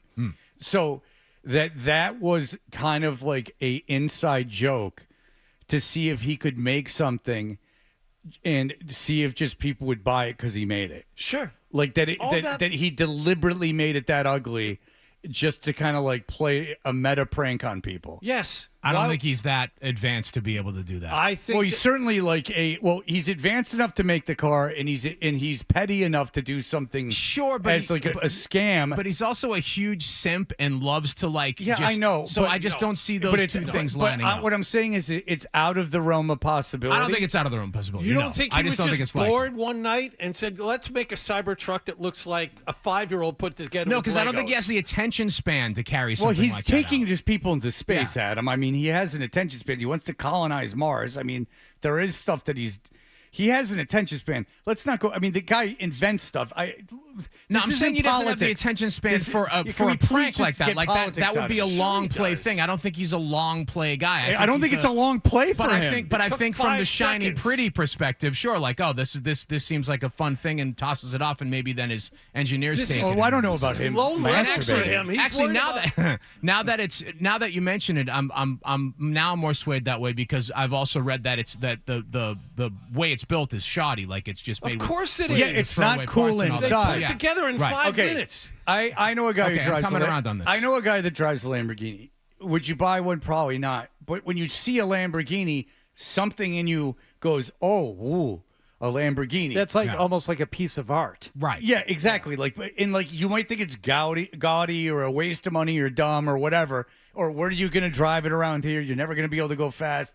Like whatever. But when you see a Lamborghini or a Ferrari or something, you go, "Ooh." Yeah. Like I don't know if it's something from when you were little, but you do. You do. It's something about it is impressive. Yeah. A Cybertruck is inside, outside, everything. Not cool. It's ugly. It's not cool inside. There's nothing it does that's particularly cooler than anything else. I do think it might be some kind of meta, pulling the wool out, like pulling the rug out of people. Because I can't see going to a dealership and buying it. Well, it's certain whether it is or not. It's certainly a good personality test, right?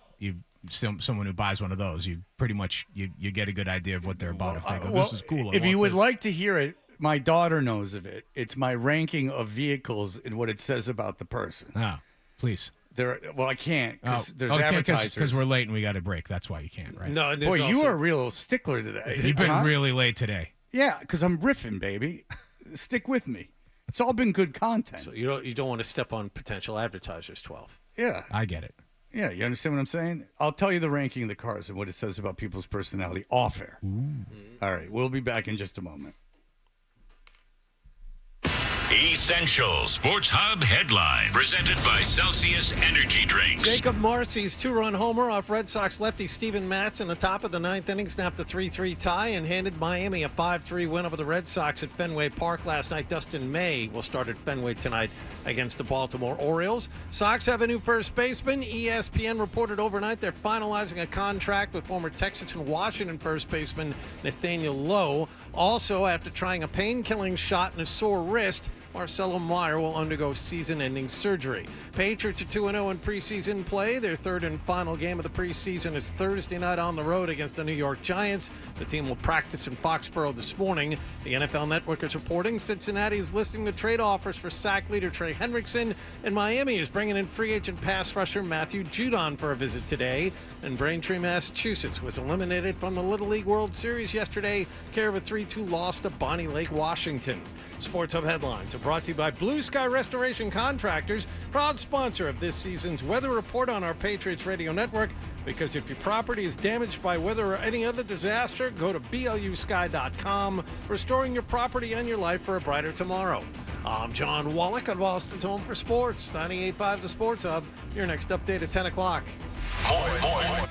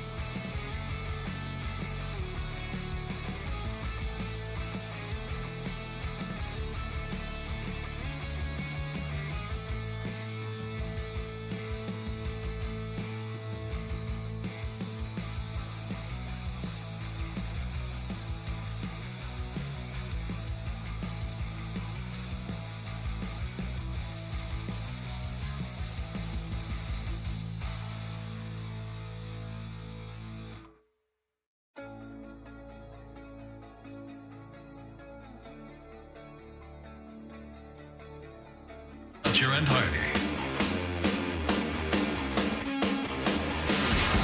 We are Toucher and Hardy. I just found out Monday and Tuesday of next week, I'm going to be the only one from the regular show here. Adam, are you here Monday and Tuesday of next week? I will be here. Yes. Okay, that's good. All right, because I'll tell you this, is that John is taking the entire week off, which includes the following Monday. So that's 2, 4, 9. That's 10 days off.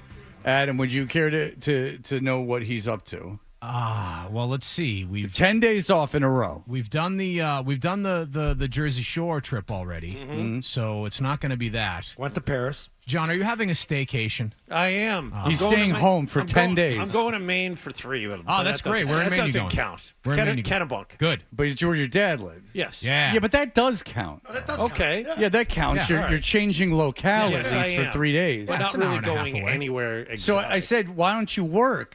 If you're not going anywhere, just work. And he goes, because I don't want to. That's exactly the way it sounded. And then Bertrand was like, that's an insult. And then I went, you know what, Mark, you're right. That is an insult. Mark's the best at stirring stuff up and then you almost disappearing. swore you. Brett, I take it as an insult, quite frankly. I do. Sitting at home, 15 minutes down the road, doing nothing. We're coming in and spending time with you on a week. What you're out, Look you're out at next you. week? I know. Hardy's out next week. Yeah, I know. So Where you going? So he's just avoiding you next week. He knew that Hardy was on vacation, and he would rather. Now, the main thing he didn't tell us about. That just came up on the air. No. He did not tell us about that off the air. Well, we did not know about Maine. We didn't know about that. But when I didn't know about Maine, I said, well, I would take that Yeah, as an Maine insult. counts as good All doing right. something. Of course it does. I mean, I'm going to my parents' house. I'm working Tuesday, but leaving after the show. Yeah. Now, Hardy, you staying home? I'm playing in Oh, no, you got two golf tournaments, and you then I got have to take my daughter to Well, school. That's I'll right. see you there, buddy. We'll go to Hanger. He's got stuff going on. Yeah, he's got stuff going on. I got stuff. John, if you save these vacation days, you could then just not work in December. That's what I'm doing. And that makes sense because I always, one thing I've always been jealous of John for is even though I get more vacation than him, for some reason in December, I get more vacation than him, as I should. I have an agent. So do I I. get 5% of my. Who's your agent? Not your guy. Not your woman. That's very true. How much of a percentage do you give them? 5. Why? Okay, because mine asked for 10, and I had to negotiate down to 5. But and that's pre-tax, baby. That's no joke. Got it. But because he'd always finagle it. So in December, he was always leaving early, standing by the window, grabbing his balls, always doing that. And then I would always be jealous, and I'd be like, "How'd you do it?" In some years, it was obvious because I had taken 400 sick days. But on a year like You were this, sick. Yeah. well, no, I was sick in rehab in booby 2000. hatch. I was in Does the Rich booby have the hatch same once. agent? Puzzle Factory. Do you guys No, when we did that was fun. Pretending he was in a Negotiate movie. together or separately? How did that go? Oh, It went great for me. let's start that up right now. Let's do that right here. Colic? I'm on a roll. I know that. You got me. It's time to get him. That's good. You have flat bottom girls? Flat bottom? I think flat Adam bottom and I think Adam and Hardy both know this story of you've got an hour to get. This isn't even a call to me. You got an hour to get back to me, or this deal's over, and then hanging up, and then the third party going, what movie is he watching where this is how negotiations are done? And I'm like, I don't know. It's not me. All right, very good. That'll do it for us. Everyone have a great day, and especially.